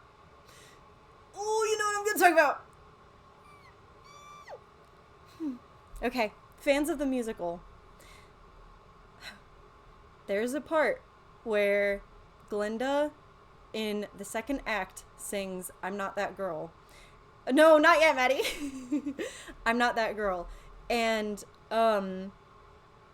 it's a reprise of the first act's I'm Not That Girl, where in part 1, Elphaba's like, wow, I'm not the girl with beautiful golden hair. I'm not that girl. You know what I'm saying? And then act 2 is Glinda going, oh, but I'm not that girl. Like, he clearly loves her instead of me. And at the end of her song is the best transition in the whole musical because she goes, I'm not that girl. And then it goes, boo, boo, boo, boo, ba, ba, ba. And it plays the beat, like the opening of As Long As You're Mine, which is the song that Elphaba and Fiyero get down to, okay? The transition is important, and I'll tell you why. Because it is transitioning from this really sad lullaby of a song where Glinda is like, oh my god, I'm not her anymore. I really thought I could have all that I wanted, and I can't. And now, like, Elphaba has it. Where did I go wrong? And right after she's like singing this soliloquy, it's just like, boom, by the way, we're fucking too. Like, it's a great transition, okay? And Olivia, my sister-in-law, said before we even went to the movies, she was like, I'm really excited about that moment. It wasn't even I'm really excited. It was like, I'm really hoping they do that. They didn't do it. And you know what, guys? I'm going to be obnoxious. I'm actually going to show you what I'm talking about, okay? because for those of you who don't know the musical, I think it's important that you hear this. And I'm just gonna play it through my phone, which is gonna be really obnoxious. So, and don't worry, it's not gonna be the whole song. It's not enough that I would get a copyright strike. Okay, so this is the ending of the musical itself, the musical proper, if you will, where Glinda sings "I'm Not That Girl." Beautiful, beautiful.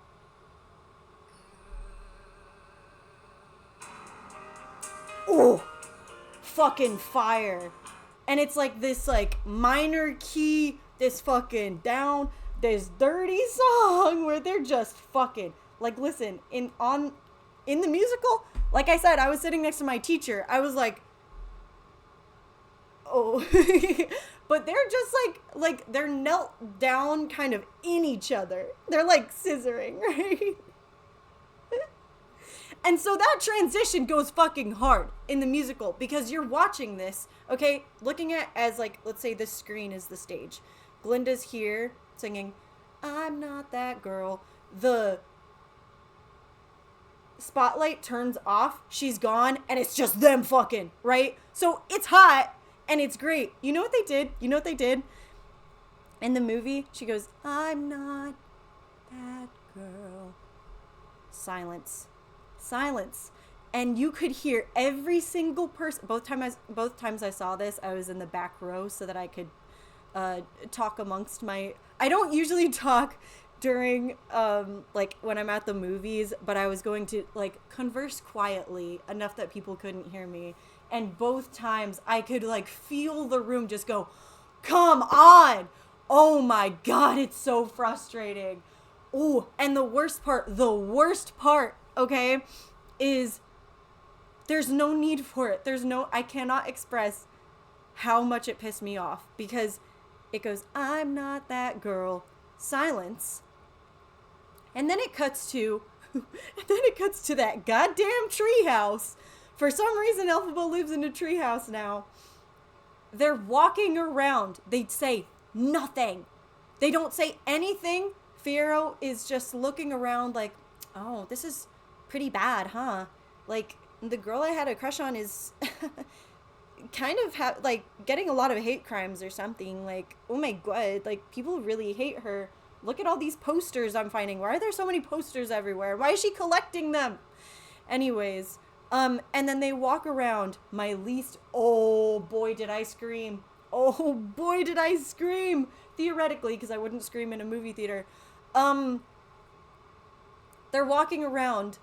Elphaba walks away. In this song where they're having sex, right? The lyrics start, "Kiss me too fiercely, hold me too tight." And I'm gonna do a reenactment of the scene, right? So I'm Elphaba. Let's say you're Fiyero, okay?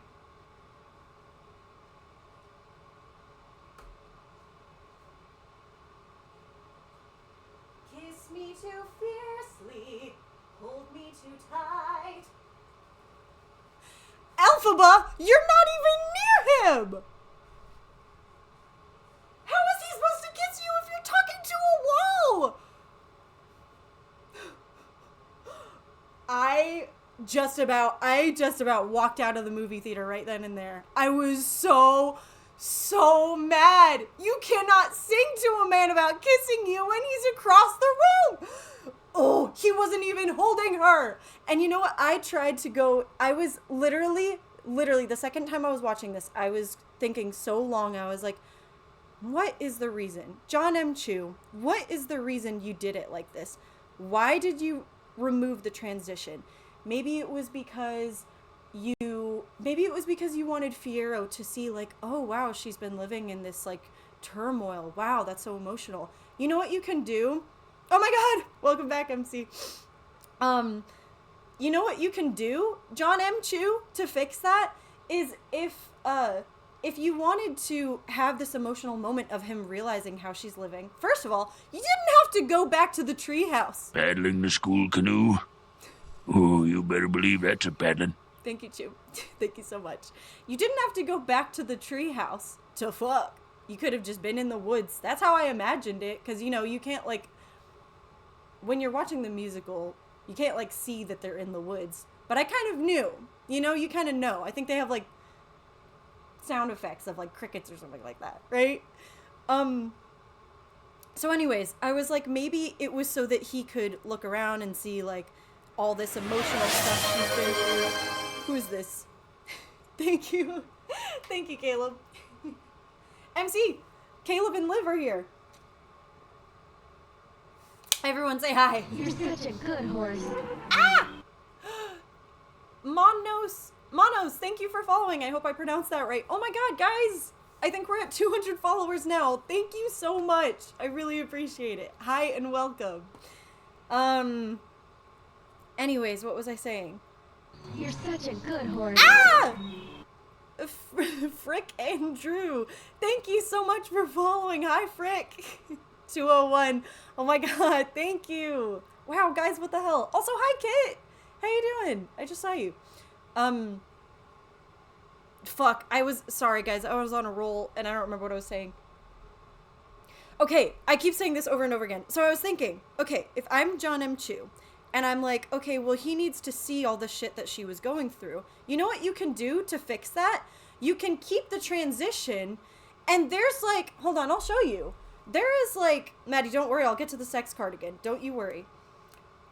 There is probably 3 bars, at least, of that opening part, right? So I'm going to play the beginning again of As Long As You're Mine. Let me turn up the volume.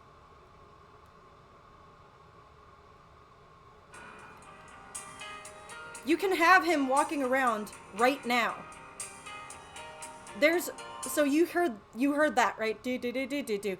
They do that do do do do do do like 4 times in the actual song.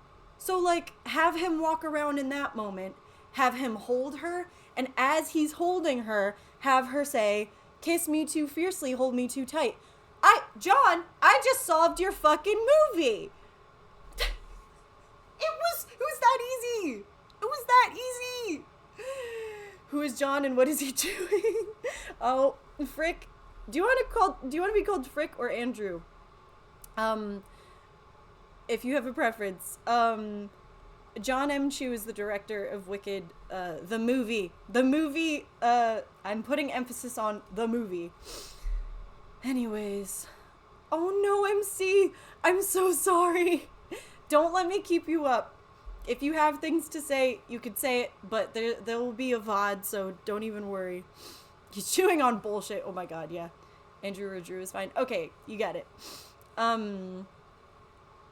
You solved my movie puzzle. It wasn't hard. It wasn't hard. Because, like, again, I was in the theaters like, why would he do this? And that was the only reason I could think of. And I solved it. So it's like, that's not an excuse. Drew Frick. Kiss me too fiercely, made me fucking mad. Okay, Maddie, here we go. Blanket, sweater, cardigan. Side note, I was with my boyfriend. The second time I watched it, we see the little blanket sweater, and he turns to me and he goes, "What is that?" And I was like, "Yeah, great question." You've probably seen memes of it. She's wearing like an Afghan? Is that what they're called? It literally looks like a cardigan. It's like a cardigan blanket. Do you think it was rage bait? Oh no. If it is, that fucking sucks. So should I or should I not watch the movie? Ooh, Andrew, great question. Are you a Wicked fan? Because if you are, then don't watch the movie. Oh, we're getting ads soon. God, I'm sweating. This heater is directly on me. It's fine. It's fine. Maddie's sick and I don't want to turn the heater off. The sex cardigan. Oh my god. In her defense, it does look cozy. Yeah, it was basically, it was just like the thickest, the chunkiest knit blanket as a cardigan. I also wrote, I was laughing because Firo goes, he's supposed to go, Is it Kiss Me Too Fierce? No, he goes, maybe I'm brainless, maybe I'm wise. You've got me seeing through different eyes. That's how Firo sings it, right? In the musical. In this movie, he goes, through different eyes. And I was like, why did you separate the word different? Jonathan Bailey, there are a lot of things you can do. There are a lot of things you can get away with. And I'm okay with it. However, why did you do that? Why did you do that, though? You know? Honestly, I'm not interested to the memes I've seen of it, although I suppose I'll watch anything. Totally fair. You know what I'll say, Andrew? If you go on, if you watch it illegally, or if you watch it when it comes out, like on a streaming platform, that's fine. Don't watch it in theaters. Like, listen, I spent like $40 to watch it today for the second time, and I was like, God damn, that's too much. It's too much. Perry! Hi, Perry! Oh my god, we're going in ads now. Damn, I'm gonna hydrate and calm myself down, because I'm, like, yelling. Silent Salt Cookie! Perry! Oh my god. Sorry, I'm really just ranting. I'm really just fucking ranting. Oh yeah, so the blanket sweater. It's stupid. It's stupid. It doesn't make any sense. Even in the context of her living in a treehouse, it doesn't make sense. Cause where are you getting a sweater? Where are you getting a knit sweater from like that? And not only that, but it's like, it looks like it has holes in it. I don't understand. I show up and get put in ads. What? Why are you in ads, Perry? That's not okay. I'm gifting Perry a sub to my own channel. Because that's not okay.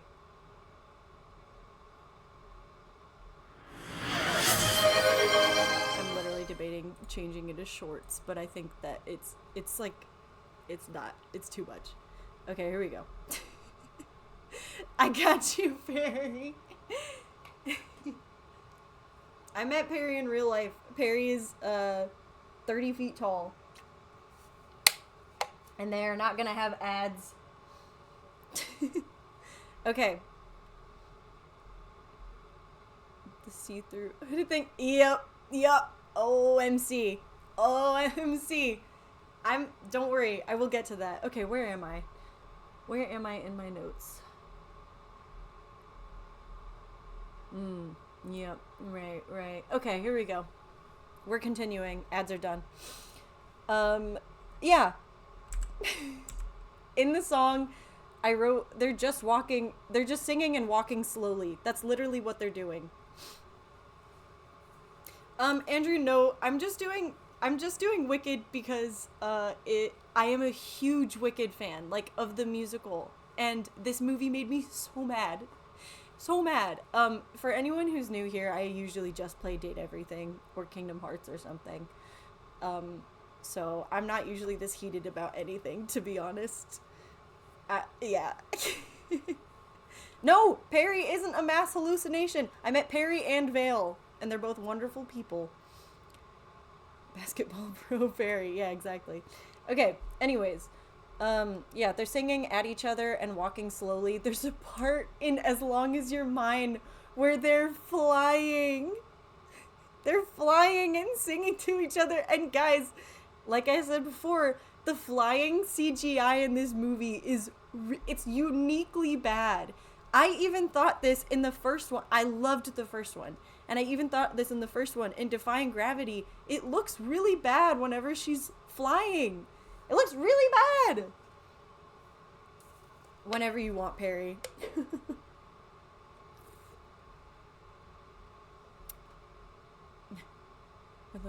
Ooh, Minecraft. Nice seething. Blade, I almost choked. That's a great question. I don't know how it would work. Something my boyfriend pointed out to me that I didn't notice on my first watch, and I don't know if my siblings noticed this either. Perry, I just saw that on my watch. Thank you. was there's a full queen-sized bed in this motherfucker's treehouse. When and how and where and why and how again?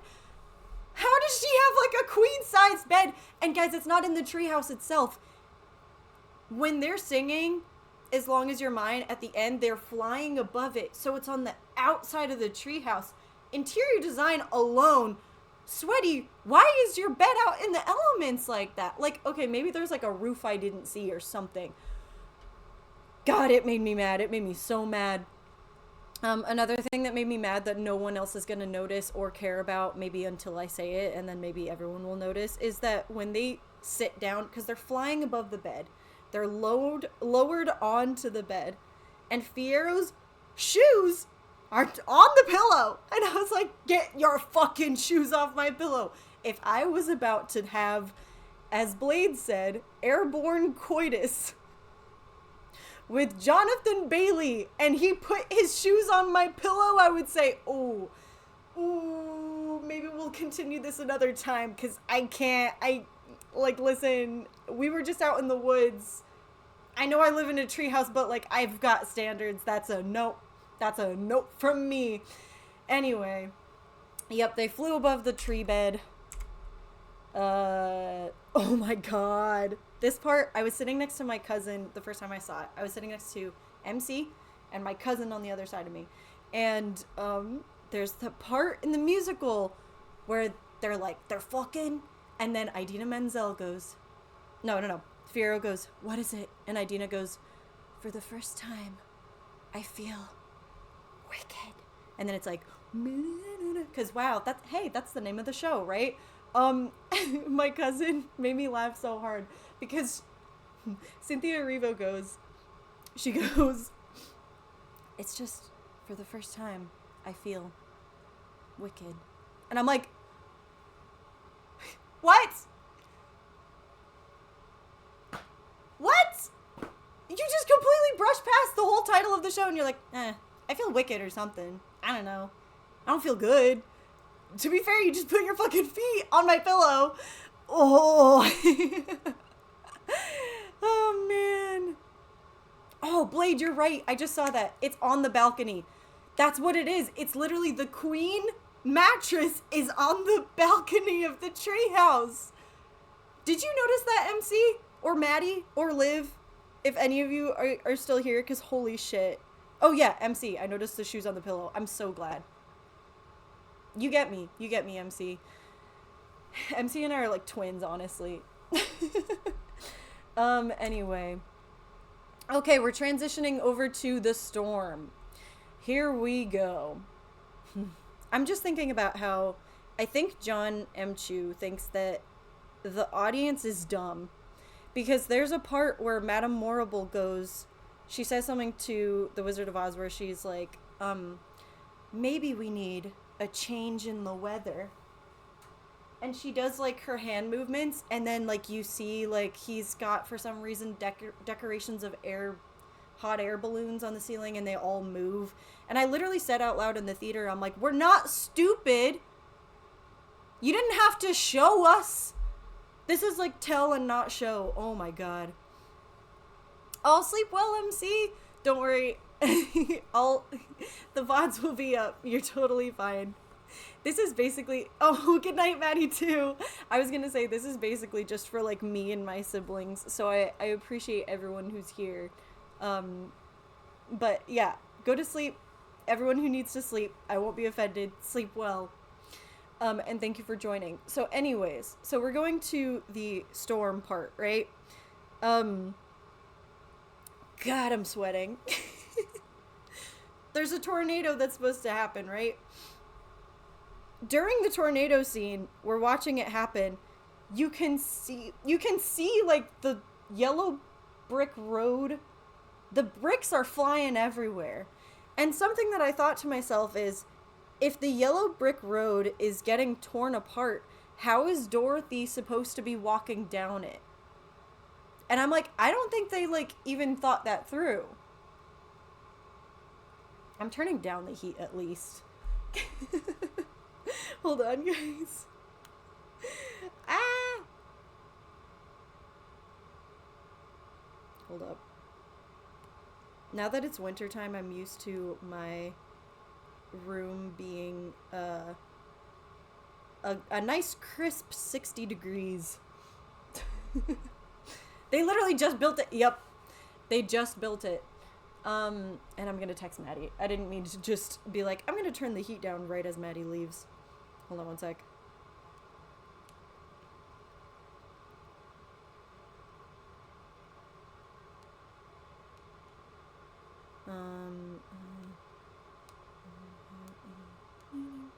Sorry, one sec.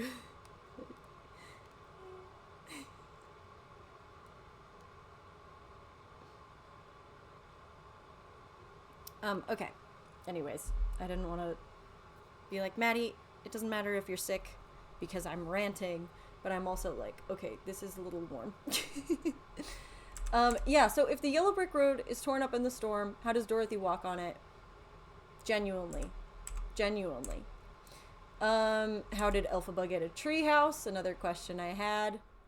Okay, there we go. There's the heater turning off. Okay. Cool. Alright. Sorry, Maddie responded. Okay. Alright. So, a little lore that I think a lot of people, that like Wicked Part 1 would know, is the person, I forgot their name, but the person who did the set design actually planted 9 million tulips, for the movies, right? And, I was like really excited when I was really excited when I heard about that, because I was like, these 9 million tulips, they're gonna have a scene in it, right? That's a lot of tulips to plant for a movie, right? So I was like, okay, I know that in part 1, there's this little boy running through the fields and he's like, the Wicked Witch, she's dead, read all about it, extra, extra. He does not say that. But anyways, so it's like, that's the only scene that they use it in. So I was like, surely there's more. Surely there's more. Maddie just asked if I could be quieter. You got it, Maddie. Or nor. My problem is I can't hear myself. Okay. More like 3 lips. Caleb. Okay. Do you know what they used that field for besides the kid running through it? There was one shot they had. It was pretty, mind you, but it was one close-up shot of like the tulips with dew on them in the morning. And you know what else there was? There was flashbacks.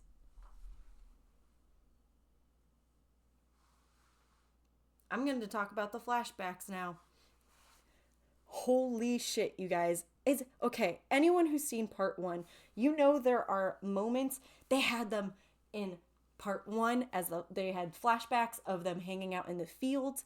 They had in the trailers, there were moments where they like just kept showing this one scene where it's like Elphaba and Glenda and Nessa and Fiero and Bach, and they're all hanging out in these tulip fields, and they're all having this really special moment. And I was like, oh, I cannot wait to see this character development.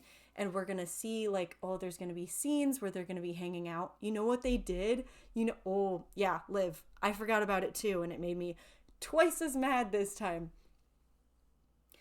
Instead of expanding on this, you know what they did to us? They blue balled us again, and they kept showing the same flashbacks. So I was like, not only are these flashbacks that we don't get to explore, it's just the same clip over and over and over again. Oh my god, I'm trying not to yell because I know Maddie's trying to sleep, but holy shit. I kind of lost it there. I really did, because I'm going to talk about it later. I'll just say that. It's in more of my notes later on, and I will talk about that later. The flashbacks.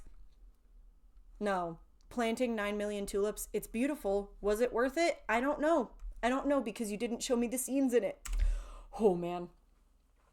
Something that Maddie pointed out. I know that Maddie's sleeping now. But Glinda cries more about Nessa dying than Elphaba does. And I understand because in the musical, it's kind of played out the same way, where Glinda's crying at, for those of you who don't know, who haven't seen Wicked but have seen The Wizard of Oz, Nessa is Elphaba's sister. And she's the one who's wearing the ruby slippers under the house. She gets the house fallen on top of her. And so anyways, Glinda is crying at Nessa's like feet almost, I guess, although at that point they would have been like shriveled up and under the house again. So she's crying, and then Elphaba comes up and is like, what a touching, there we go, there's the heater, what a touching, like, what is it, what a touching display of grief or something like that. And she just kind of kneels down in front of it, is like, yeah, that's sad. And like, that's it. That's all she says. There's no more to it. She's not like, she doesn't cry or anything. And I understand that like she had a really messed up relationship with her sister. But I'm like, why is Glinda crying more than you? Guys, we are going to get to one of the parts that makes me the most angry. Wizards of Waverly Place. Okay, here we go. I'm using my prop broom again, okay? Hi, it's me, Cynthia Erivo, auditioning for Wicked, Part 1 only. Sorry, that was loud. There's a part in both canonically the musical and the movie, LOL, where they have Glinda and Elphaba have like a fight scene. So Glinda has her big wand and Elphaba has her broomstick, and they go like this, and they're like, hoo, hoo, ha. And I could even tell you that watching the first one, I was really excited because you can kind of see it when they're singing "What Is This Feeling," and they're like loathing, you can kind of see them practicing it, and I was like, oh, I know that's going to show up later. I'm excited to watch that happen. This is what makes me mad about it, because I was glad they included it. I liked a lot of it until it got to Glinda's part, where there's a part when you're watching it on Broadway, right? And you see, I didn't see Kristen Chenoweth or Idina Menzel in person because, of course, like, I don't know, guys. I'm only 27. I couldn't see them, and I'm sad. But the person who played Glinda they go like, ha, ha. And the person who plays Glinda does this thing where she takes a step back, and she does this really cool, I can't do it. I don't know why I'm using a prop. She does this really cool thing with her wand where she like spins it around. And the whole point of it, from what I gathered watching the musical proper, if you will, is, whoa, that was kind of a unexpected, really cool moment from Glinda. Maybe she is a little bit competent. And every time I've seen it, either when I saw it on Broadway or when I've seen slime tutorials of it, that's the moment where the audience like cheers and claps, right? In the movie, they made her look like the weakest little pussy because she's doing it and they're playing this like this chick flick laugh type music in the background where it's like, haha, this silly little idiot bitch can't even like, oh my god, it made me so mad because I'm like, this is supposed to be a moment of competence for Glinda and you are playing it off like it's just a joke. And it made me so mad because I'm like, the whole point of the musical, like one of the things that made it so special is it's kind of showing this like this friendship between these two women, and it's like womanhood, and they're trying to like bring each other up, they're trying to help each other, and then when things get rough, they're like fighting with each other. And it's actually like this competent moment where these women are like fighting, and it's cool, and it's not this what is it called? It's not this Bechdel test moment. That was such a, oh my god.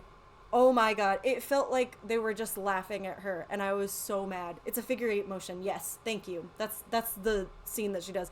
I feel like I was the only one who even noticed that, but I was like, this is not supposed to be a laughing moment. You know what I mean? This is supposed to be a part where everyone cheers and goes, holy shit, Kristen Chenoweth, that was impressive. Where did you learn to do that? And instead it was, Ariana Grande, you're really skinny. Are you okay? Because again, I'm in a movie theater full of children and no one is laughing. Not one laugh. Not one laugh from anyone. Okay, here's another good positive thing. No Good Deed was really good. However, where is Elphaba? And I don't mean where is she actually, because I know canonically that she's in one of Fiero's castles, because canonically he has several castles and he doesn't live at one of them.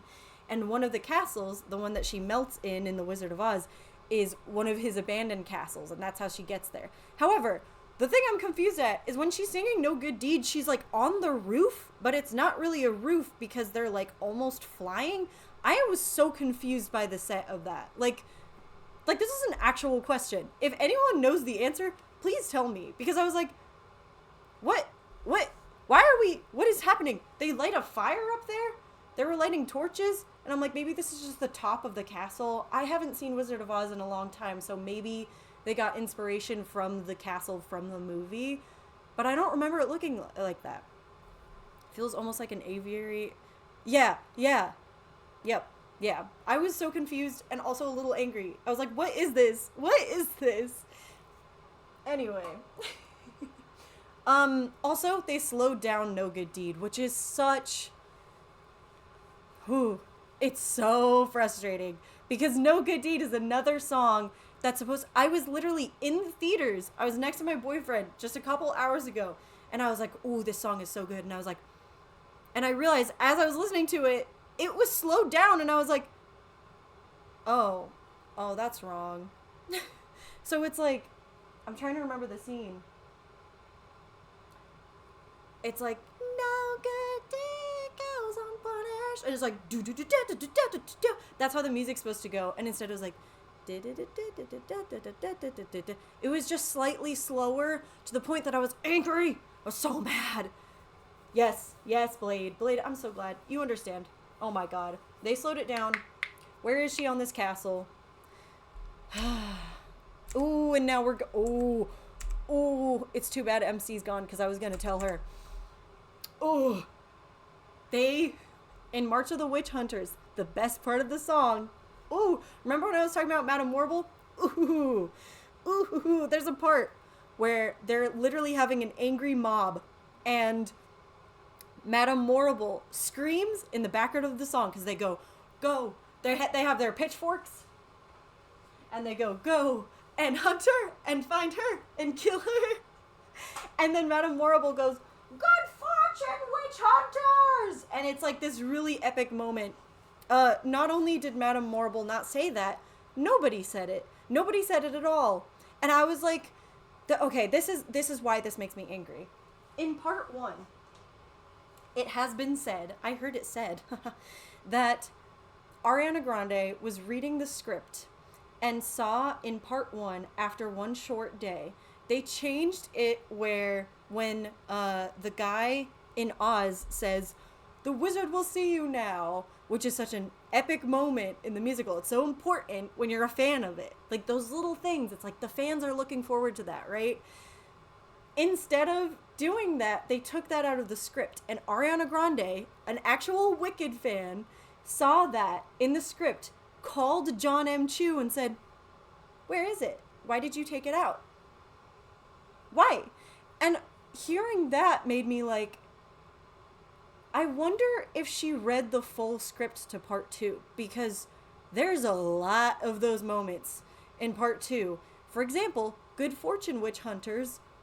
It's such a, if anyone is like a theater kid and they're listening to March of the Witch Hunters, everyone in the car when you're listening to this is gonna go, Good Fortune Witch Hunters! And nobody said it. Nary a person. Oh man, it was so frustrating. Like the Jessica Vosk version is the right tempo. Oh my god. Yep.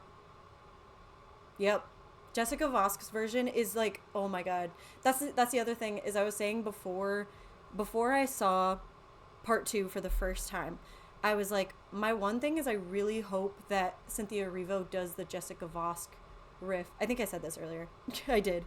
And she does do it, which is good, except she doesn't do it as well as Jessica Vosk, in my opinion. Because I think the riff, she goes, no good deed will I do. And then this is where Idina Menzel would go, again. And instead, Jessica Vosk goes,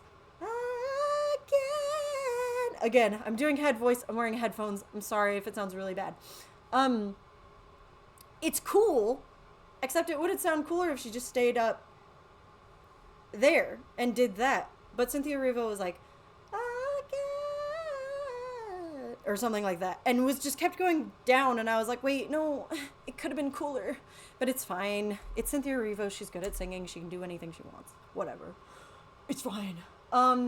Okay, so another positive thing is also kind of negative thing, is Bach looks so cool as the Tin Man, and I was like really impressed with his design. I was like, man, he looks kind of sick.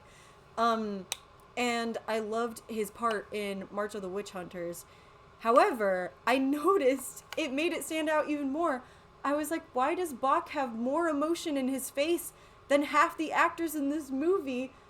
When he can't even move his face. He's wearing stuff on his face that makes it like, you can tell he can't really move parts of his face, but there was so much emotion in how he was singing. And I was like, where is that on Michelle Yeoh? Where is that on, like, even Elphaba sometimes? Like, they're kind of losing. I don't know if it's because of, like Botox or something like that, but I'm like, some people just like, they're acting and it doesn't look like they're acting. I don't know, it made me sad, but Bach's character design is really cool. So anyways, we are now going to talk about the Bubble song, another song that they added. It's not in the original soundtrack, it's not in the musical, they just added it, I guess, to pad out the runtime. It's fine. It's not necessary. It's, again, one of those things where on its own, if that was the only thing they changed, I would be like, I don't get it. I mean, like, I understand why you did it, but whatever.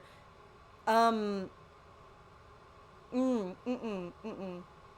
didn't love it. And on top of that, something that was really bothering me. Stephen Schwartz, if he wrote, I don't remember if he did, but if he wrote the Bubble song, I feel like he should understand why, as someone, as like a composer, why would you write a song where the line ends on the word pop? Oh, good night, Liv. Yes, Blade. Yes. That's true. Sorry, I'm just reading your thing about the actors. Yeah.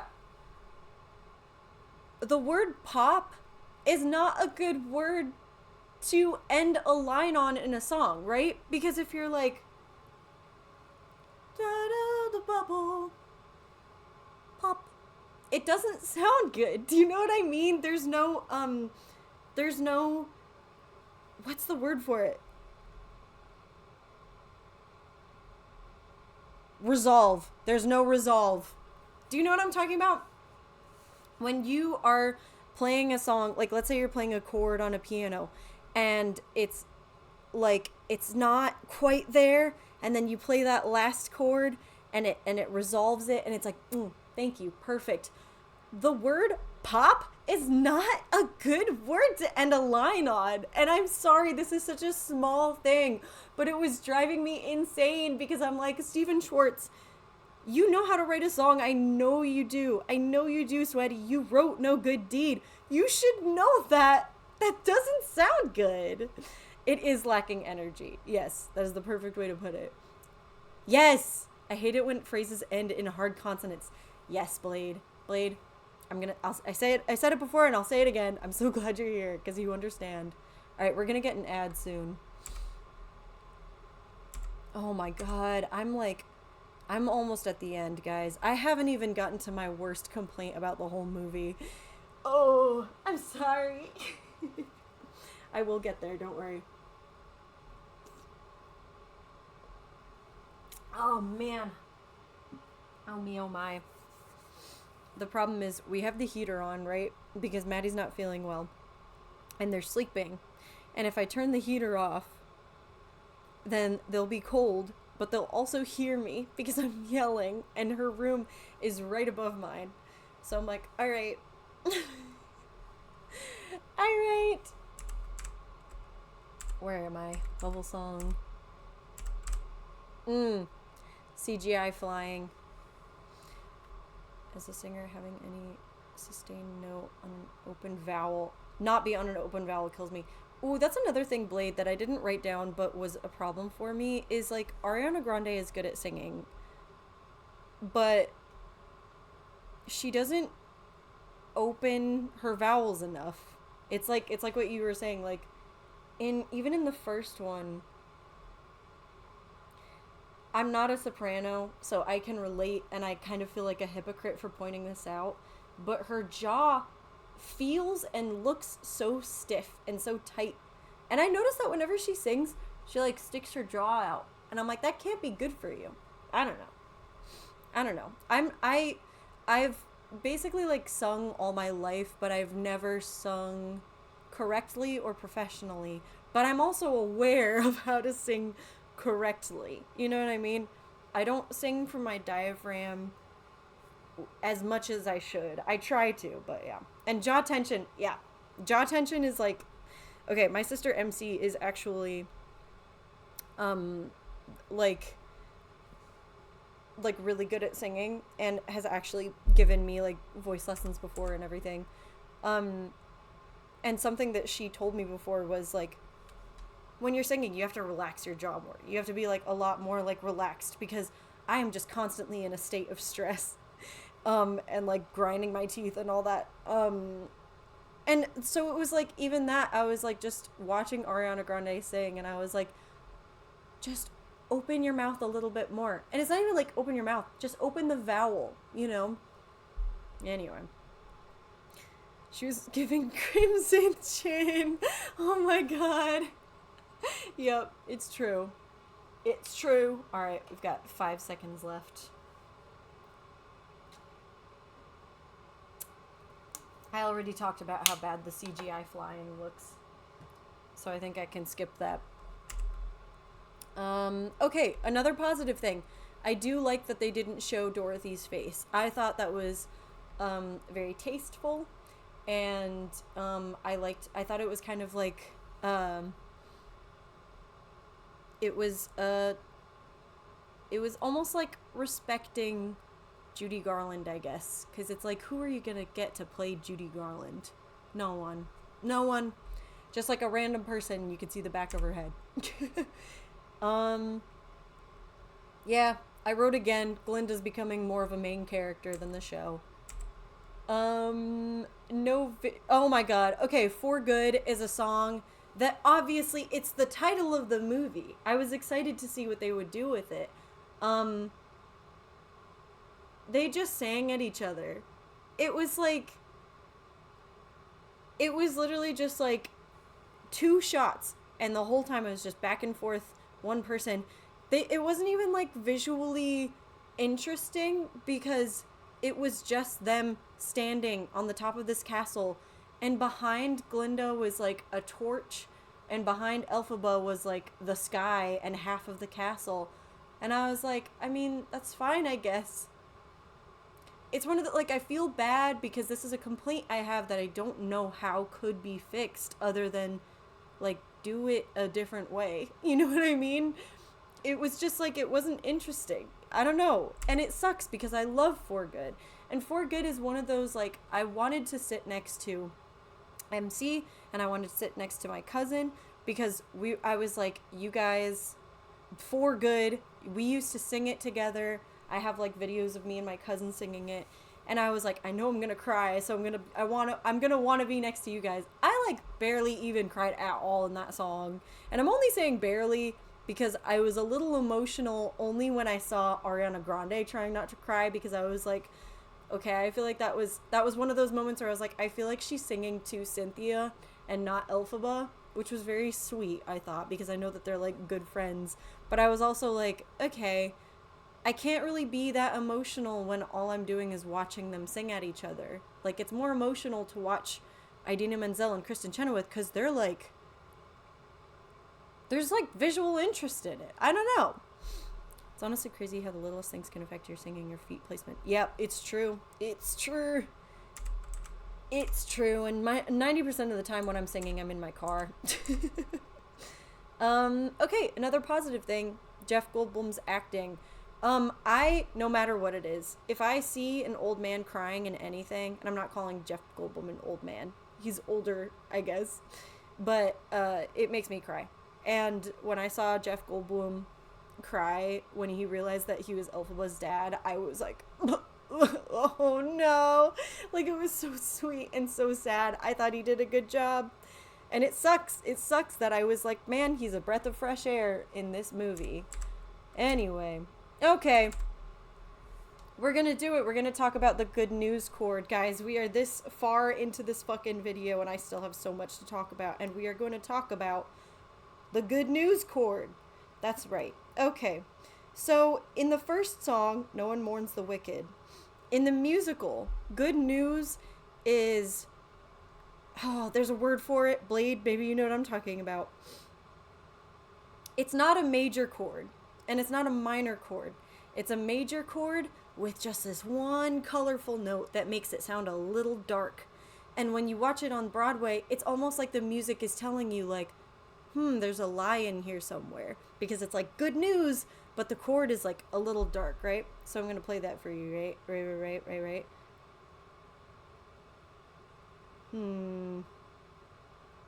Nope, not as long, not as long as your mind. Okay, here we go.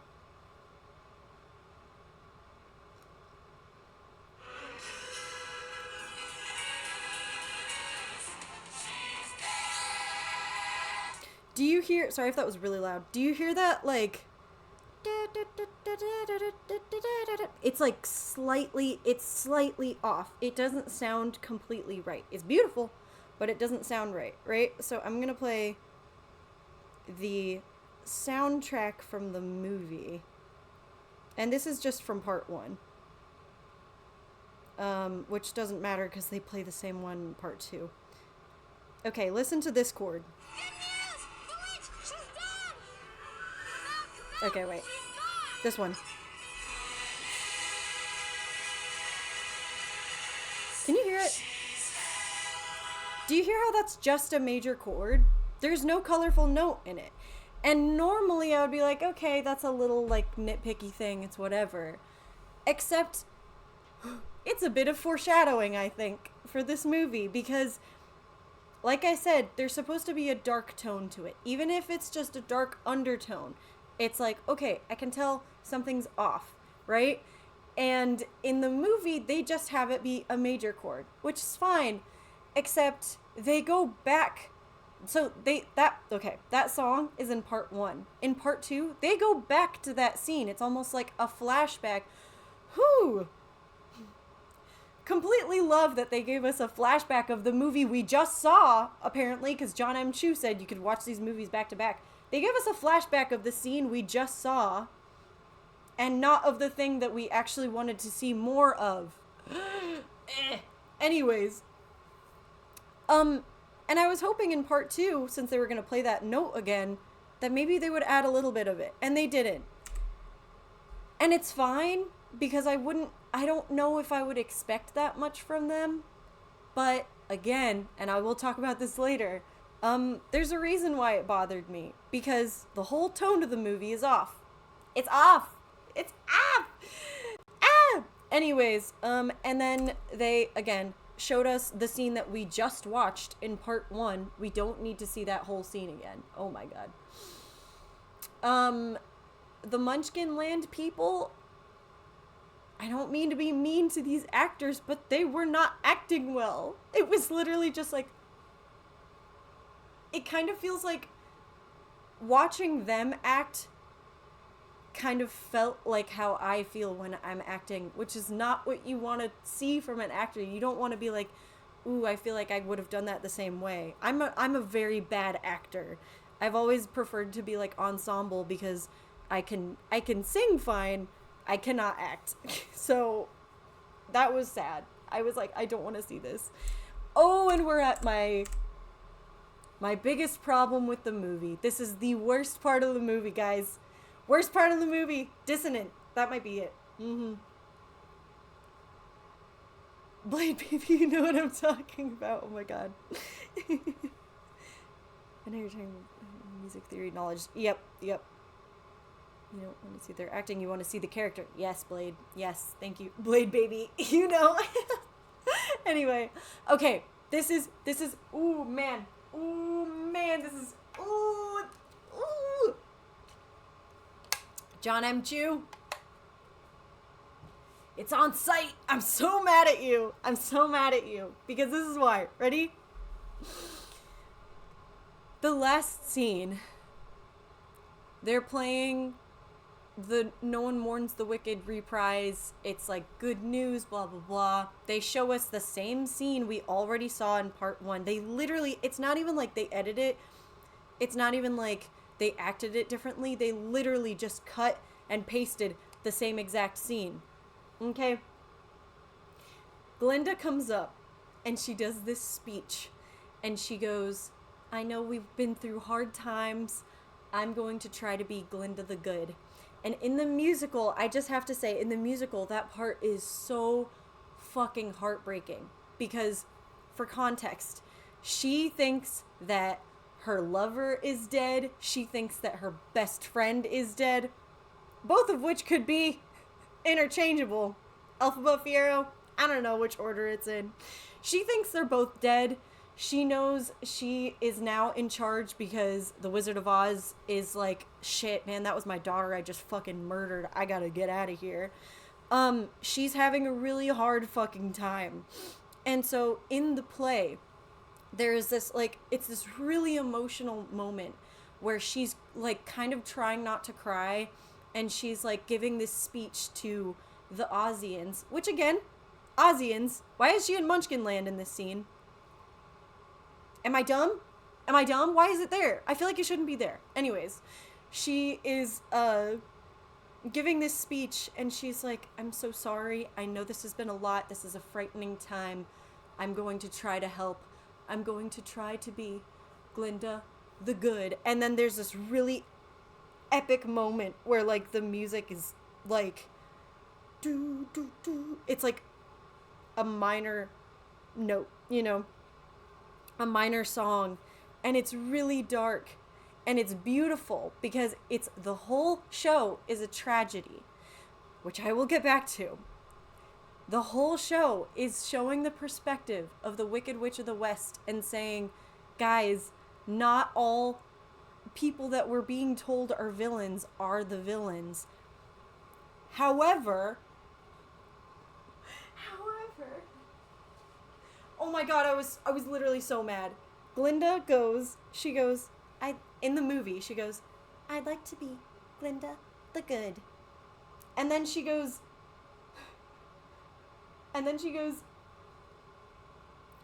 fellow Ozians. Oh, no, this is before it. She goes, fellow Ozians. And then she stops. And then she goes, wait, no. All Ozians. And then animals come out.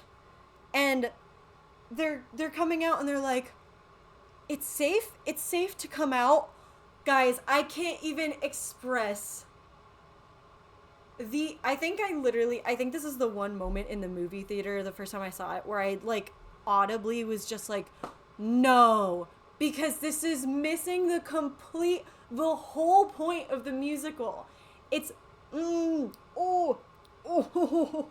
made me so mad I'm turning into Santa Claus. Okay. She literally is like, just like, okay guys, I want to try to help. And then she goes, you know what, fellow Ozians? And she's like, actually, all Ozians. not only by doing that, Glinda, are you implying that the animals are not your fellow Aussians? Because you're like, fellow Aussians? Actually, all Aussians. Like, all you animals, you're not my fellow Aussians, but you can come out. And she's like, guys, no one is my enemy here. Actually, we're all good. This is what bothers me about that. And this is where nuance comes in, John M. Chu. The world doesn't work this way. You can't look at a group of people who have been othered their whole lives. You can't take this group and then expect society to just go, actually, you know what? It's okay. You know racism? You know that silly little thing? It doesn't exist anymore. Come out. It's okay. Guys, I'm sorry. I know this is a touchy subject, but this is why it made me so mad. Because I'm just like, what are you talking about? What are you talking about? Glinda can't just go, you know what? Actually, I'm Glinda the Good. I'm completely getting rid of any kind of discrimination. Discrimination out of my house, not here, honey. And I'm like, Glinda, you can't just do that. And I'm like, John M. Chu, you know that's not how it works. You know. Obviously, we would love if the next president of the United States,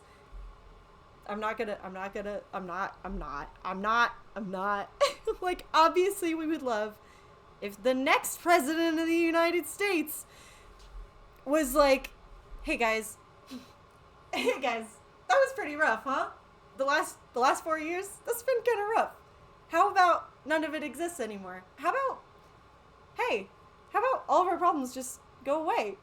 No, that's not how it works. Fuck, it made me so mad. It made me so mad because not only does that not happen in the musical, but it wouldn't happen. Ever. It wouldn't happen. That's not what prejudice is. That's not what discrimination is. It is not this thing that you can just, oh my God, who was it? Somebody said,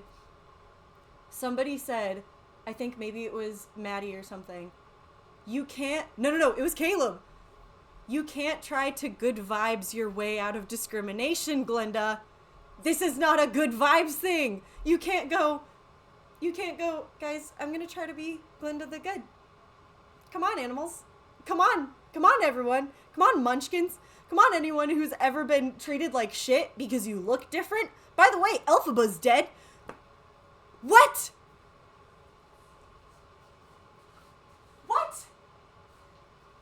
Oh my God, it made me so mad. It made me so mad. And on top of that,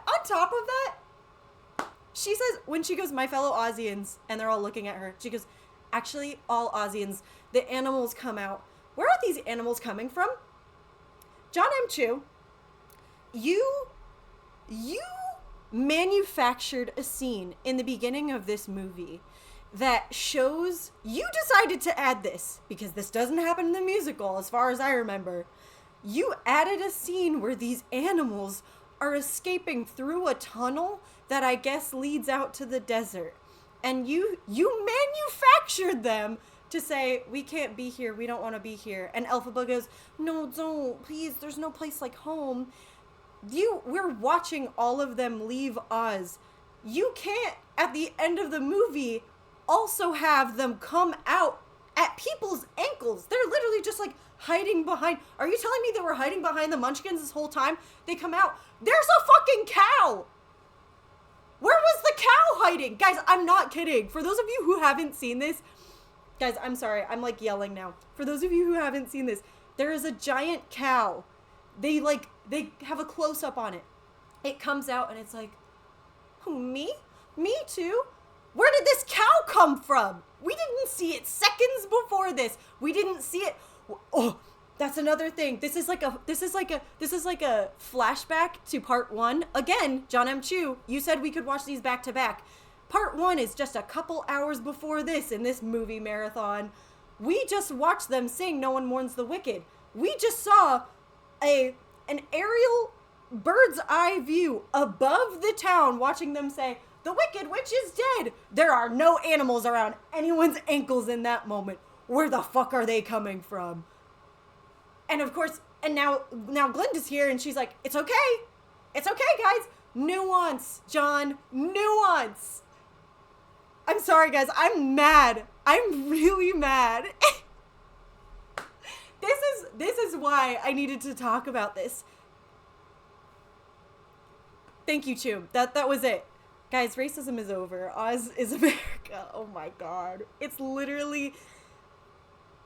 They left earlier. Exactly. Exactly, Blade. Oh my god. I was like... Okay. Wicked is... It's like I said. Wicked is a tragedy. Okay? It's supposed to be dark. Because it's showing things such as discrimination, right? Elphaba is green. Everyone's constantly judging her. They're making her the bad guy because everyone needs an enemy. Or in the trailer that everyone was making a meme out of, it sounds like Jeff Goldblum is like, everyone needs an anime. It's like, yeah, right? Okay.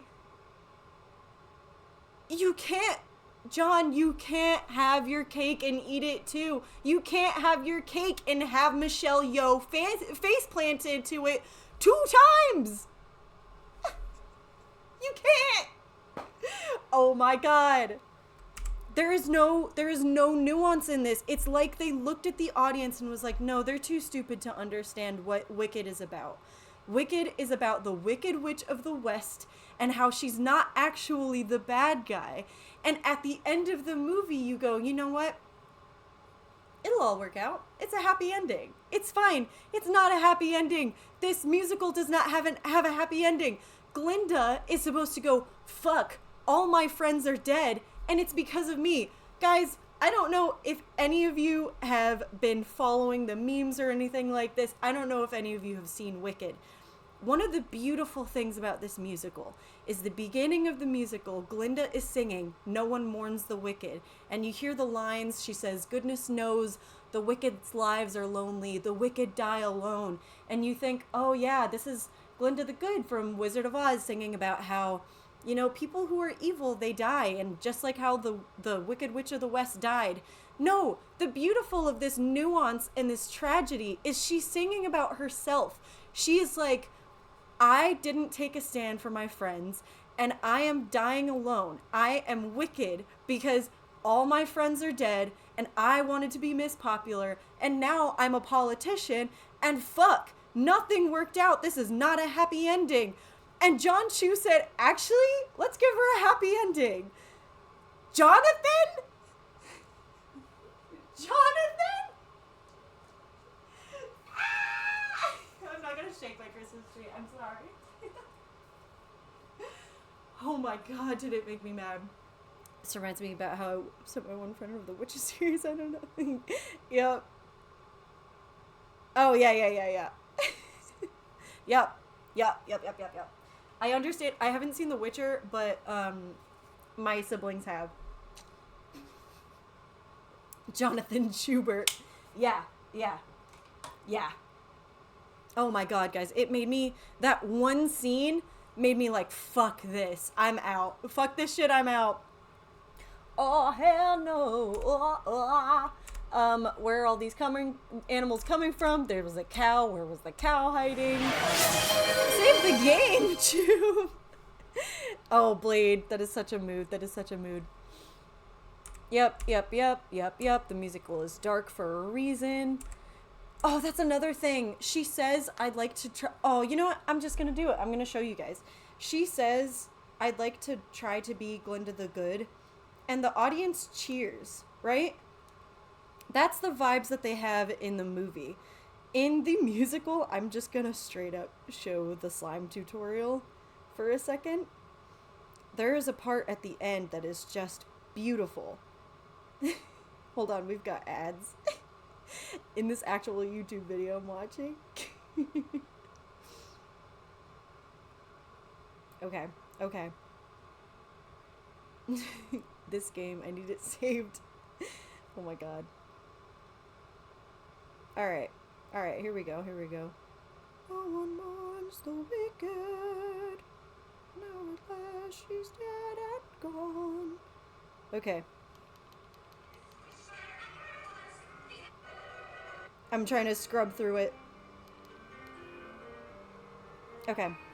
This is what Glinda is singing. Or saying. I'm trying to speed through it. No! Fuck!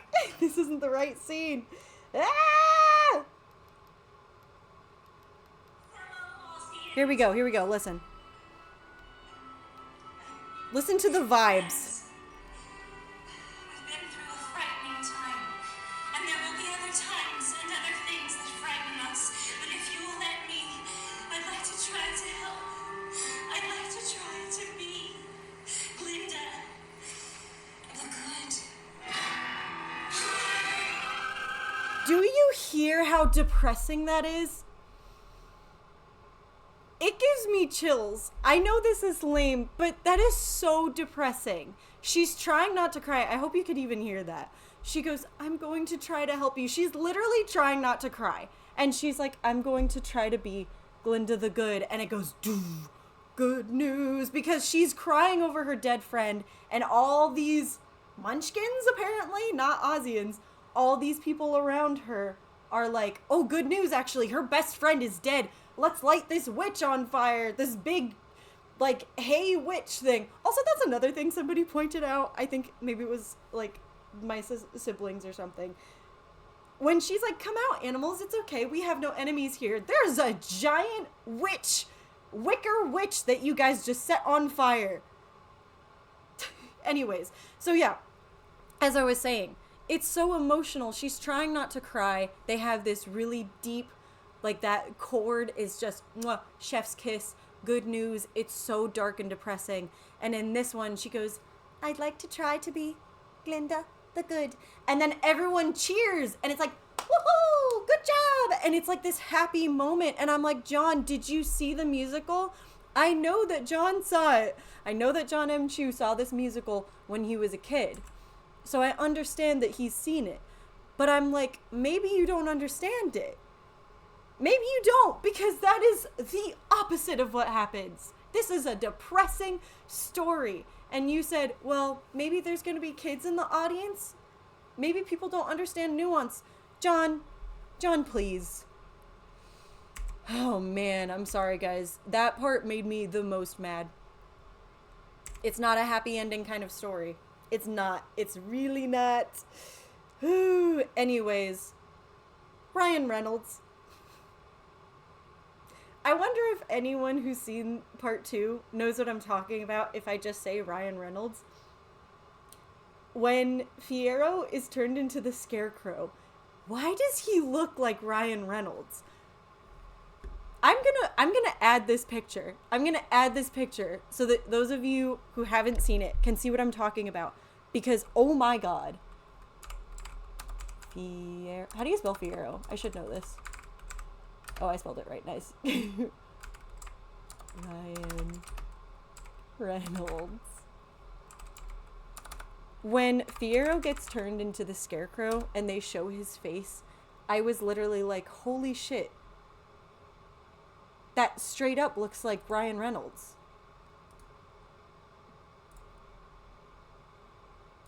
Okay. Yep.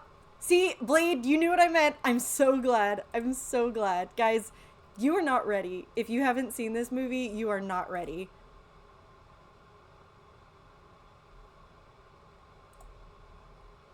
Okay. Check this out. Check this shit out.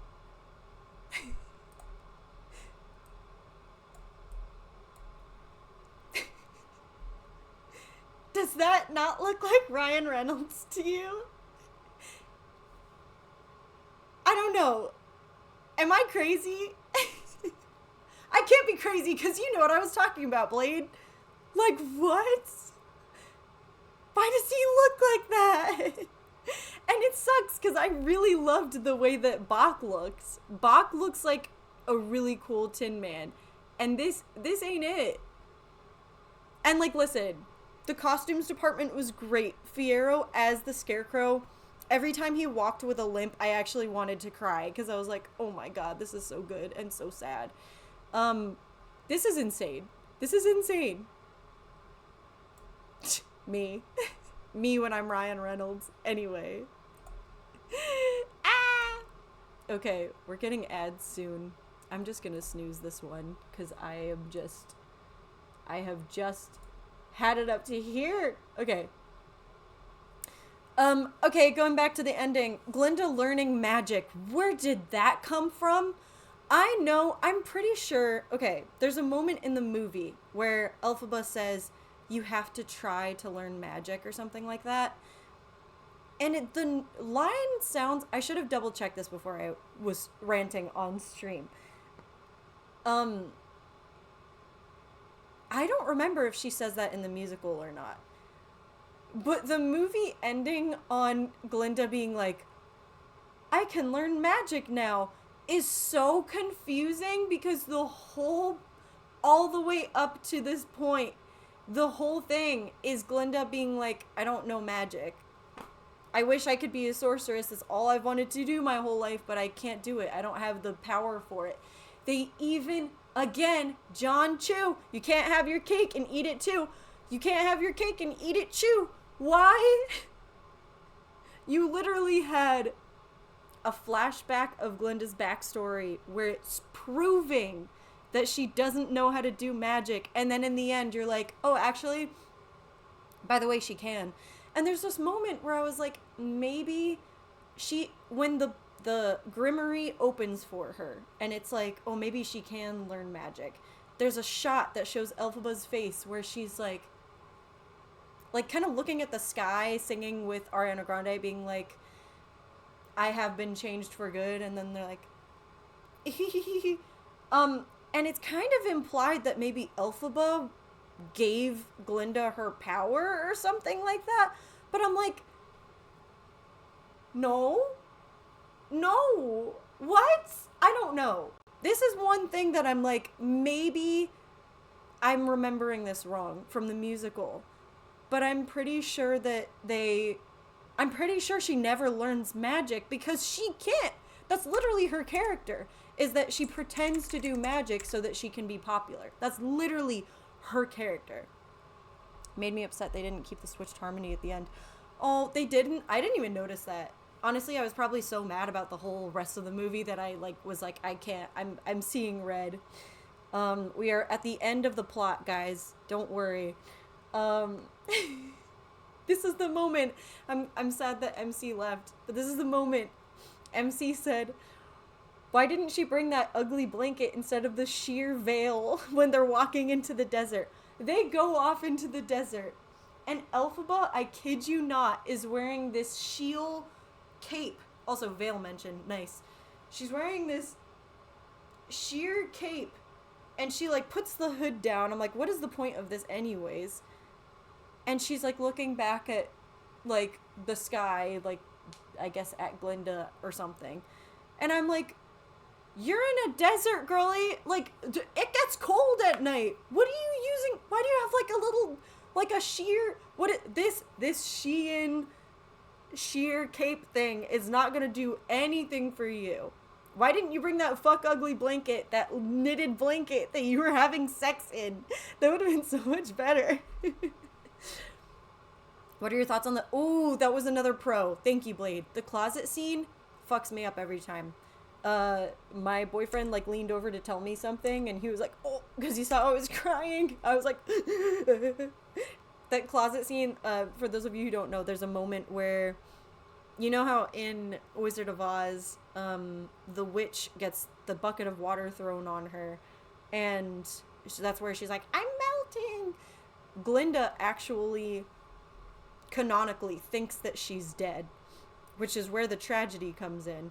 And in the movie they had it so that she was almost watching it happen because she was in a closet and she saw either on the shadow or through this tapestry, I couldn't really tell, but they saw basically she was watching Elphaba die basically, and it's fucking sad because she's just behind this closet, she's sobbing, and she's watching through this crack her friend get fucking murdered from a bucket of water. I'm sorry.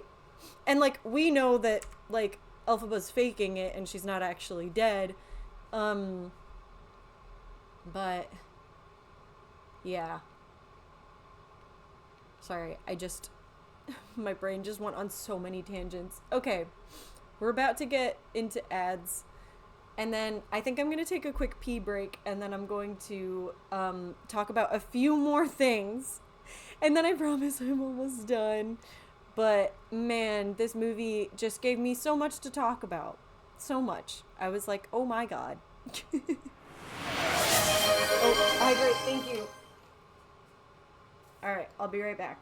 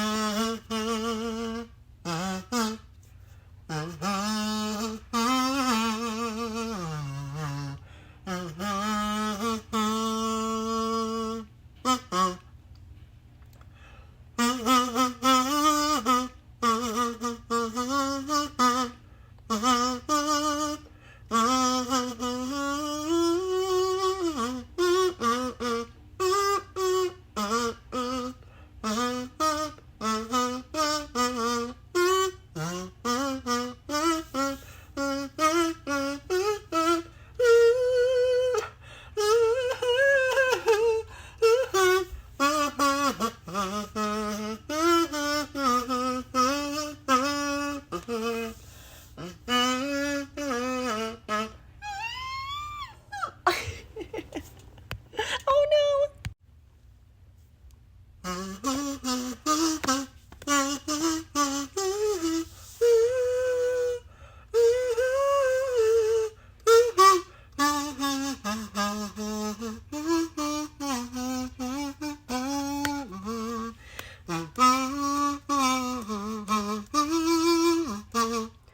Okay, I'm back. No, is that a global emote? It is so cute. Snow worries. That's precious. I'm trying to find it. I don't know if I have it. Anyway. This is not important. I mean, it's so important. Okay. Alright, everyone. Oh, that wasn't even the last thing I was gonna say. Okay, last thing in the topic of the plot. Okay, the last shot. Yeah. The last shot of the movie is symbolic in so many ways. On one hand, it's symbolic in a positive way, because the last shot I'm talking about, like the very last shot, it's Elphaba and Glinda in like the tulip fields, and Elphaba is smiling and Glinda is whispering like behind her ear, or like this, behind her hand. And it's symbolic because if anyone remembers like any of the advertising for the play when it was like on Broadway, if you ever see a poster of the official thing, it shows that pose where Glinda is whispering to her and she's smiling, right? And there's even actually like a cute like pop culture moment because Idina Menzel and Kristen Chenoweth, it's they were like on a press tour once, like back when it was more like when it was newer, and Kristen like whispered something into Elphaba, wow, into Idina's ear, and it was kind of this like moment. I heard Kristen say like, I'm never gonna tell anyone what I was whispering in that moment. And I'm like, so when the movie ended on that, I was like, oh, that's symbolic in so many ways because it's showing like the movie poster, it's referencing that moment. It's like a cute, yeah, the whisper. It's like this cute like little nod to blah blah blah. it's also symbolic that it ends on the flashback that we never got to see.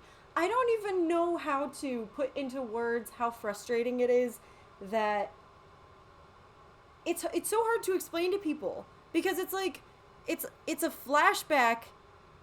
It's showing a flashback that we can't see. It's literally just like a montage of this moment that we don't get to watch. And this is what really bothered me about the movie. It's like, if you are trying to add all these things to make it a 2-hour movie, there are so many other ways you can do that. Okay, I'll even give you this. If you want to add a song that shows that Elphaba and Glinda are friends. Add a song that shows that, like, besides like For Good and like Loathing and all that stuff. Add a song with them in the poppy fields, right? And that's just if you want to add a song. Show us this flashback that you're not showing us. This is just a montage. I don't want a montage. I want to see them hanging out. Did I say poppy fields? I don't remember if I did. I want to see them hanging out in the tulip fields. I want to watch that happen. And instead, it's just like, you got to take our word for it. They're friends. I'm like, the whole point of taking this musical and making it into a movie form is by padding out the characters and showing things that you can't show in a stage musical. And it is such a moot point when you don't even do that. You're just adding things that nobody wanted to see. Nobody wanted to watch these animals go into a tunnel that leads to Kansas. They wanted to see more of these characters that we know and love spending time together. Oh man, I'm getting mad. I noticed when I was in the bathroom my face is all red. It's because I'm like yelling. Anyway, I finished the pack for the most part. How's it going, LOL? That Kazoot sends me every time. Oh my god, seething. It's rough. It's fine. We are thriving. We are hanging in there. Yeah. My thought that I have going into it, the thought that I have the first second years ago when I originally found out that Wicked was going to be a movie, it's, if you can't make a movie musical, just don't make it, because the musical itself is beautiful and it doesn't need to be touched. And what is so frustrating is that they got part 1 perfectly. It was perfect, and you just needed to finish up the story. That's all you needed to do. I don't care if it's 90 minutes.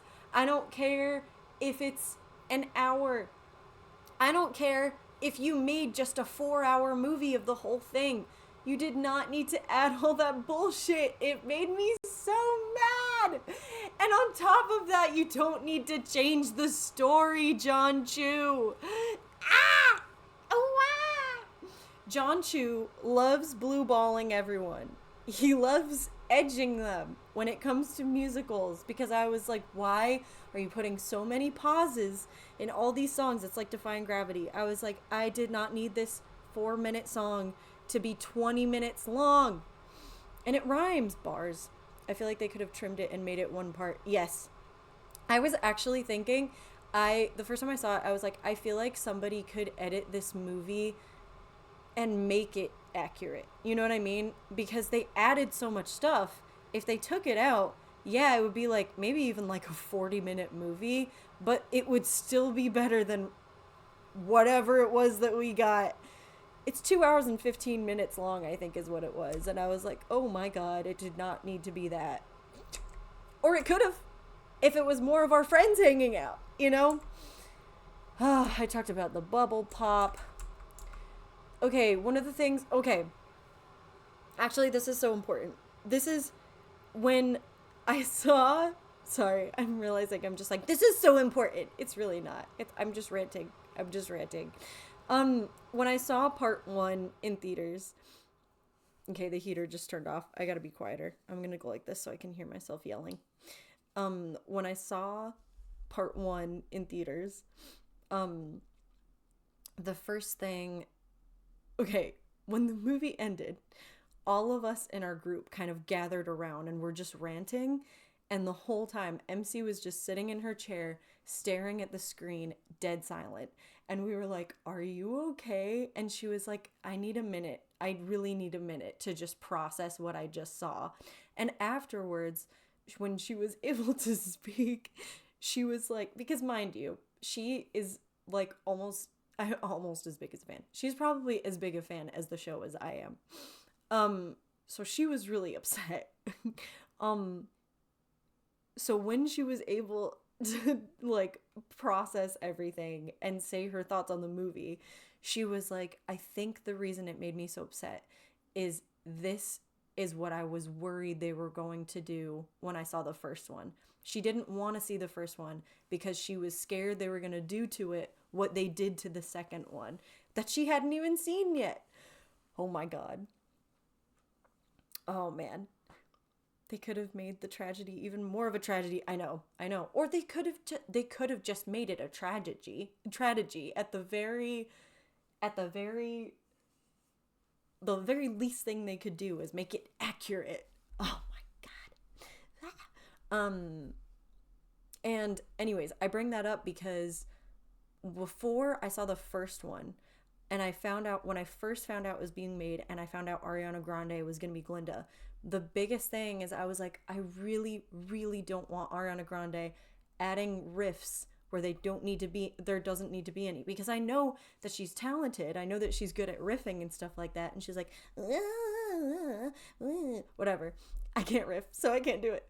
But I was like, just please don't do it in the movie. And in part one, I was like, okay, she added some riffs, but they were kind of tasteful. You know, they were in character. In this, I was like, I don't know why in part two, because that's another thing. They filmed these at the same time. They filmed apparently part one and two in the same timeline. Like, they didn't wait a year and then film part two. It was all filmed at the same time. So for some reason, there were worse riffs, I feel like, in part two, where, for example, in Thank Goodness, Ariana is like,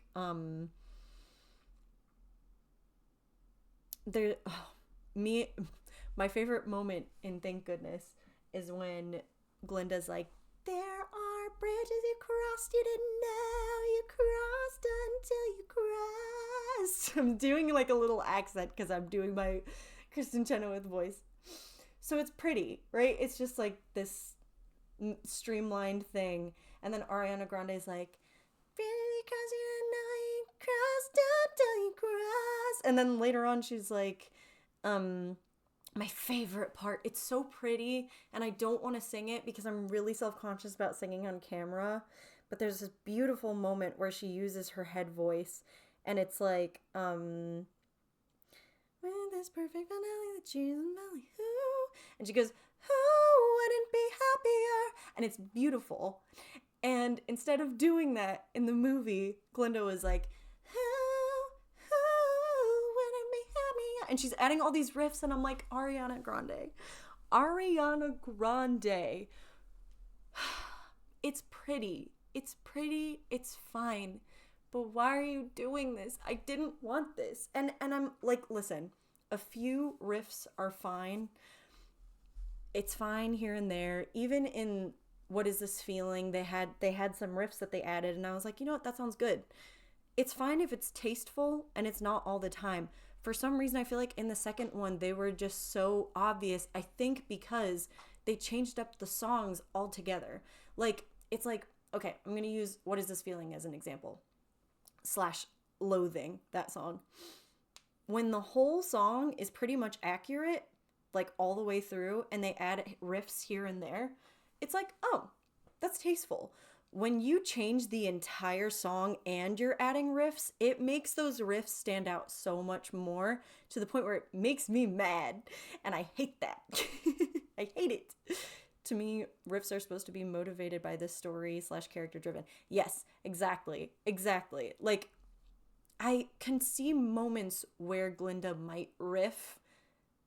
Those were not any of them. This is an emotional moment. I think maybe when she says, "Who wouldn't be happier?"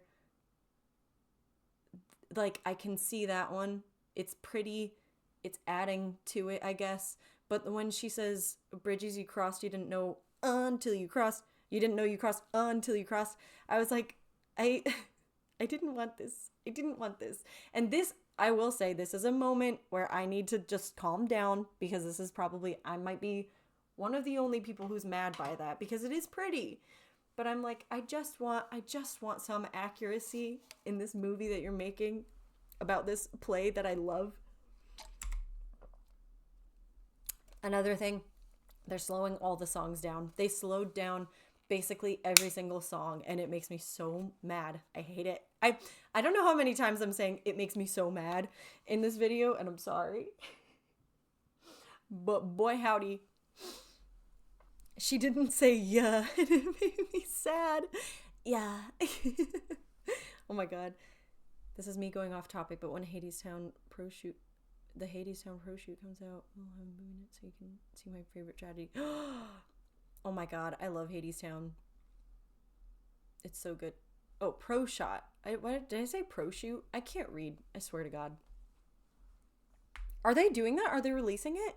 I kind of hope they release the official, I'm pretty sure, like, I feel like someone has to have, like, the official video or pro shot, I guess, of the original Wicked cast, like, with Idina Menzel and Kristen Chenoweth. I would die. I would die. Oh my god. Yeah, the flashback thing pissed me off to no end. I have in all caps. Why did they advertise the flashback if there was... Wait. Why would they advertise the flashback as if there was more to it? If you want to pad out the runtime, make more flashbacks where we see growth. This is what I was saying earlier. It's like, this flashback isn't really a flashback if it's literally just a flashback of a montage of a flashback. Do you know what I'm saying? Does that make any sense? It doesn't. It doesn't, John M. Chu. It doesn't make sense. But that's what you gave us. Oh, man. There were other things. It's like, I feel like this was adding to the runtime. Like, Bach breaking up with Nessa and then coming back. That is one of those, that's an example of like, yeah, it worked. You can use that to pad out the runtime if you need to. It wasn't necessary, but I was like, okay, I can see where they were doing it. The whole rest of the movie, I'm like, you just did not need to do that. You didn't. Oh, the OG cast. Oh, nice. Oh, that's exciting. That is so exciting. Oh my god. Wait, does that mean Patrick Page is in it? I love Patrick Page. Beautiful. I had a crush on him as Hades. I'm not gonna lie. I talked about Nessa's extra song. I think this might be everything. They don't need to show the entire... Oh yeah, that last scene, they don't need to show the entire No One Mourns the Wicked scene again. We just saw it. We just watched it, John M. Chu. Yes, Patrick Page, oh my god. They could have just shown the poster and had him there. Wait, the poster of what? Sorry, now that the heater's off, it's just dead silence and I'm laughing. Yeah. Guys, I think that we're at the end now. Yeah. Yeah. I think that Michelle Yeoh's casting was not worth it. I think that No Good Deed was probably... Oh, that is another positive. Holy shit. The thing that I liked more than the closet scene, the thing that I liked more than... I'm trying to think of other things. Bach being revealed as the Tin Man, which I thought was really well done, actually. My best part, my favorite part, the best part of the movie, IMHO, was in No Good Deed, when Elphaba, she goes, oh my god, it fucking killed me. I like sobbed when she's like, Nessa, and it's showing this shot of Nessa like in her happy little wheelchair, and she's her happy little self, and it's like, Dr. Dillamond, and then he's like just a little goat, he's still a little professor, and then she says, Fierro. Wow, I totally changed the key, it's fine. And then you can't see him because she's like, I don't fucking know what's left of him now, and she turns around, she's like, Fierro. and you're like, holy fuck, you're just seeing him like a dead fucking scarecrow on the thing. God damn, did that kill me. That was John, that was well done. That was good. I'll give you props for that. That was really good. That was my favorite part of the movie. I was like, that is something, this is what I'm saying. To make a musical into a movie, you have to have moments like that where you can't see that in the play, because how would they show that, you know? I mean, they could, but it's not the same. Whereas in the movie, it's like, oh, that hit so hard. Maddie pointed out it almost looked like a horror movie when they showed Fiyero just kind of like hanging. Oh my god! And there's like the cornfield all around her. Oh my god, chills. That was fucked. I literally was like, oh shit, that's heavy. The poster saying animals and munchkins can't ride trains. That's true. Yep. Choom. Yes. I only had one criticism with No Good Deed, and it was that they didn't let the end sit long enough. Yes. Ooh, I didn't even notice that, but I totally agree. It's kind of the same with I'm Not That Girl into As Long As You're Mine. It's like they really didn't like traditions I mean, they really didn't like transitions in this movie. Immediately went to do something else. They didn't let her. Yep. Blade, I know what you mean. Anyways, guys, holy shit. 3 hours. 3 hours. Oh my god. And it's 12 o'clock. Man, I had a lot to say about this movie. I don't know who all is still here, but everyone who's still here, thank you so much for listening. This is not important. This is just like, this is my hyperfixation, but I needed to like talk about this because I'm like, oh my god, this movie. And especially because I like the first one, it's so heartbreaking to me because the first one was so good. We literally watched the first one and I came away from it being like, finally, like, oh my god. It's like, this is so dumb. Like, I'm so passionate about this, but I was like, finally, this is what you're supposed to do when making a movie adaptation of a musical that people love. You just have to make it accurate. You have to add things. The dancing through life scene is like, oh, it's my bread and butter because I'm like, they took this song that we didn't really have a background to. In the musical, it's just them like in like the courtyard at school. There's like a fountain or something, and they're just dancing around the fountain, and then they go to this party. And then in the movie, they have this like really cool set design with this steampunk library, and it's like spinning around. It's like something that like no one has ever seen before. I don't think I've never seen a circular library before. It's really cool. And then they have the moment with Idina Menzel and Kristen Chenoweth, and it's like, it's so fan servicey in the best way. It's like, fans, eat this up because this is for you. Fans of Wicked, theater kids, like, this is beautiful. The first one is literally like textbook. This is what the fans have been asking for. And I'm not even saying of Wicked. It's like, this is what musical fans have been asking for. Just give us a movie that's accurate to the musical. And I was, oh, you know what? It's even like, this is the tragedy of it all. Is going into the first one, I was like, I don't really care if it's good or bad because I like Wicked and I want to see it. Obviously, I want it to be good, but I'm like, you know, I just want to watch this with my family and friends. And then I was like, holy shit, that was really good. That was the best it could have gone. I'm so glad.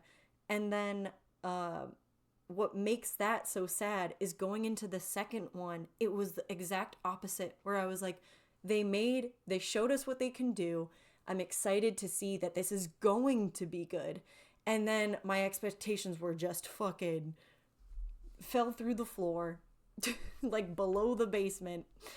Oh my god, I was so mad. It didn't feel like that long. Oh, really? I'm so glad. I love the rants while drawing. Oh, perfect. Oh, Remy, I'm so glad I gave you a little video essay to listen to. I don't know. I was thinking about playing Date Everything, but I'm like, my throat is kind of hurting now. I was yelling so much. But oh man, yeah. I just love Wicked, and I'm like, this is so lame and such a first world problem. But before I saw part 1, I was literally having dreams. This is how much Wicked means to me, guys. This is like, okay, for most of my fans, this is like if they made a movie out of Kingdom Hearts, right? And I'm like, I would literally have like, I wouldn't say nightmares, but I would have like bad dreams of like, oh no, I had a dream that Wicked Part 1 was bad. And I'm like, yeah, that's bound to happen when like Hollywood and musicals and stuff like that, like they're trying to hide that musicals are musical, I guess. And then when I saw like I saw part 1 and I was like, oh, that was really good. And then when I saw part 2 while I was watching the movie, I was like, I hope this is another bad dream I'm having, because Jesus Christ, this better not be it. This is slop. This is slop. Anyway, oh my god. Wow. What a time. What a time to be alive. I mean, shit, it's 12 o'clock. I don't think I can play Date Everything right now. Maybe I'll, like, I don't know. Maybe I'll do, like, some house flipper or something calm. Do you guys, like, I don't know. I didn't think that it would take this long, to be honest. Is there anything you guys want to see, or should we just call it a night? Oh, man. Oh, man. Maybe I'll just do some house flipper for a little bit. I'm going to put my computer onto sitting mode. And there we go. Ugh. I loved the app. I'm so glad.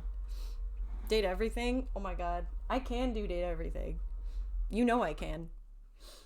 I feel so... Wow. I haven't sat in so long. I will have to move everything around. Oh man. I have Fiero Ryan Reynolds up on my screen. Oh man. Oh me, oh my. Well, I could do Date Everything for a little bit. Let's see.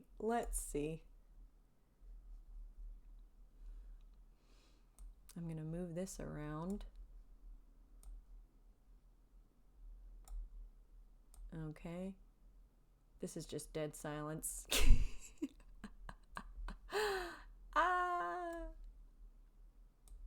That was so much, like, that was so therapeutic. For real, though. I needed to rant about that, as I'm sure you could tell. Alright, kids. Are we dating everything now? Let me change the category. Now I'm gonna have Wicked stuck in my head the whole time. I'm just gonna be sad.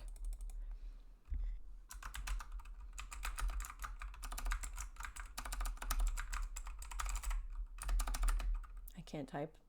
I can't type for shit.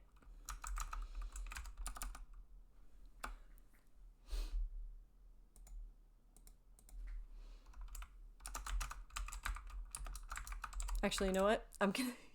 You guys are just gonna hear me typing. I'm just gonna do the BRB thing real quick, and I'm gonna rest my voice.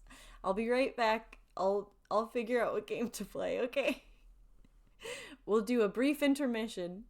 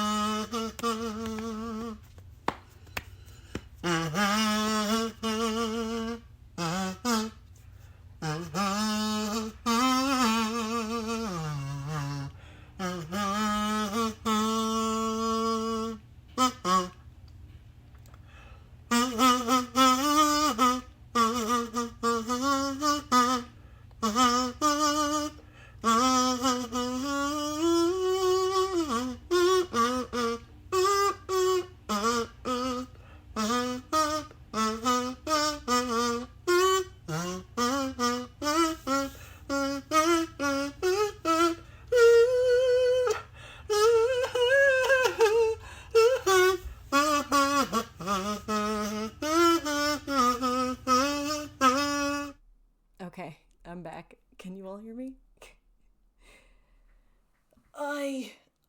Okay. I don't remember if I even changed the title. I might have. No, I didn't. Or did I? I don't know. Anyway, I think that I might actually take a break because I still have to do laundry and stuff. I say take a break, but I think that I don't know if I'm gonna stream anything else. Because I was like, yeah, I'm gonna play. I was hoping to play Date Everything after, but I also didn't expect to be ranting for 3 hours. So here we are. Anyways. Oh, nice, Remy. Yeah, you know what, guys? I'm just gonna take a chill night. Thank you. I'm sorry. I was literally typing out the title to Date Everything, and as I was typing that, I was like, man, I need to rest my voice. And then I saw your message, Gnome, so that was good timing. I think that this is just where we'll end it. It was magical. Oh my god, thank you. For good, even. Thank you so much. Oh my god. Genuinely though, seriously, I appreciate everyone for joining me on this journey. I clearly needed to talk about that. And this was, I feel like, a good place to rant about it. Also because I wanted my siblings to be able to join if they were able to, and most of them did, so that was great. Yeah, thank you everyone so much. Like, this was very, like, genuinely, it's unfortunate, but this was very therapeutic for me. And I had a lot of fun. And thank you, Blade, for understanding all of it. And thank you everyone so much for being here this whole time and joining me. I'm going to rest. I hope that everyone else has a restful night. I'm pretty sure there's like COVID going around, so please take care of yourselves. Yeah. Okay. I love you all. And tomorrow I do want to, oh, that's another thing. Okay. I do want to stream. I think I want to finish Date Everything before Christmas because I've been playing it for so long. Like, it's so much fun. It's my favorite game for sure. But I feel like I gotta start playing other games. So, I'm gonna do that. I think tomorrow maybe I'll try to stream a little bit earlier than usual, like before the Busters stream. But who knows? Also, we might do the hear me out guilty as sock thing tomorrow. We'll see. We'll see. That'd be so fun. Anyways, okay. I love you all so much. Thank you for listening to me rant. Okay, goodbye.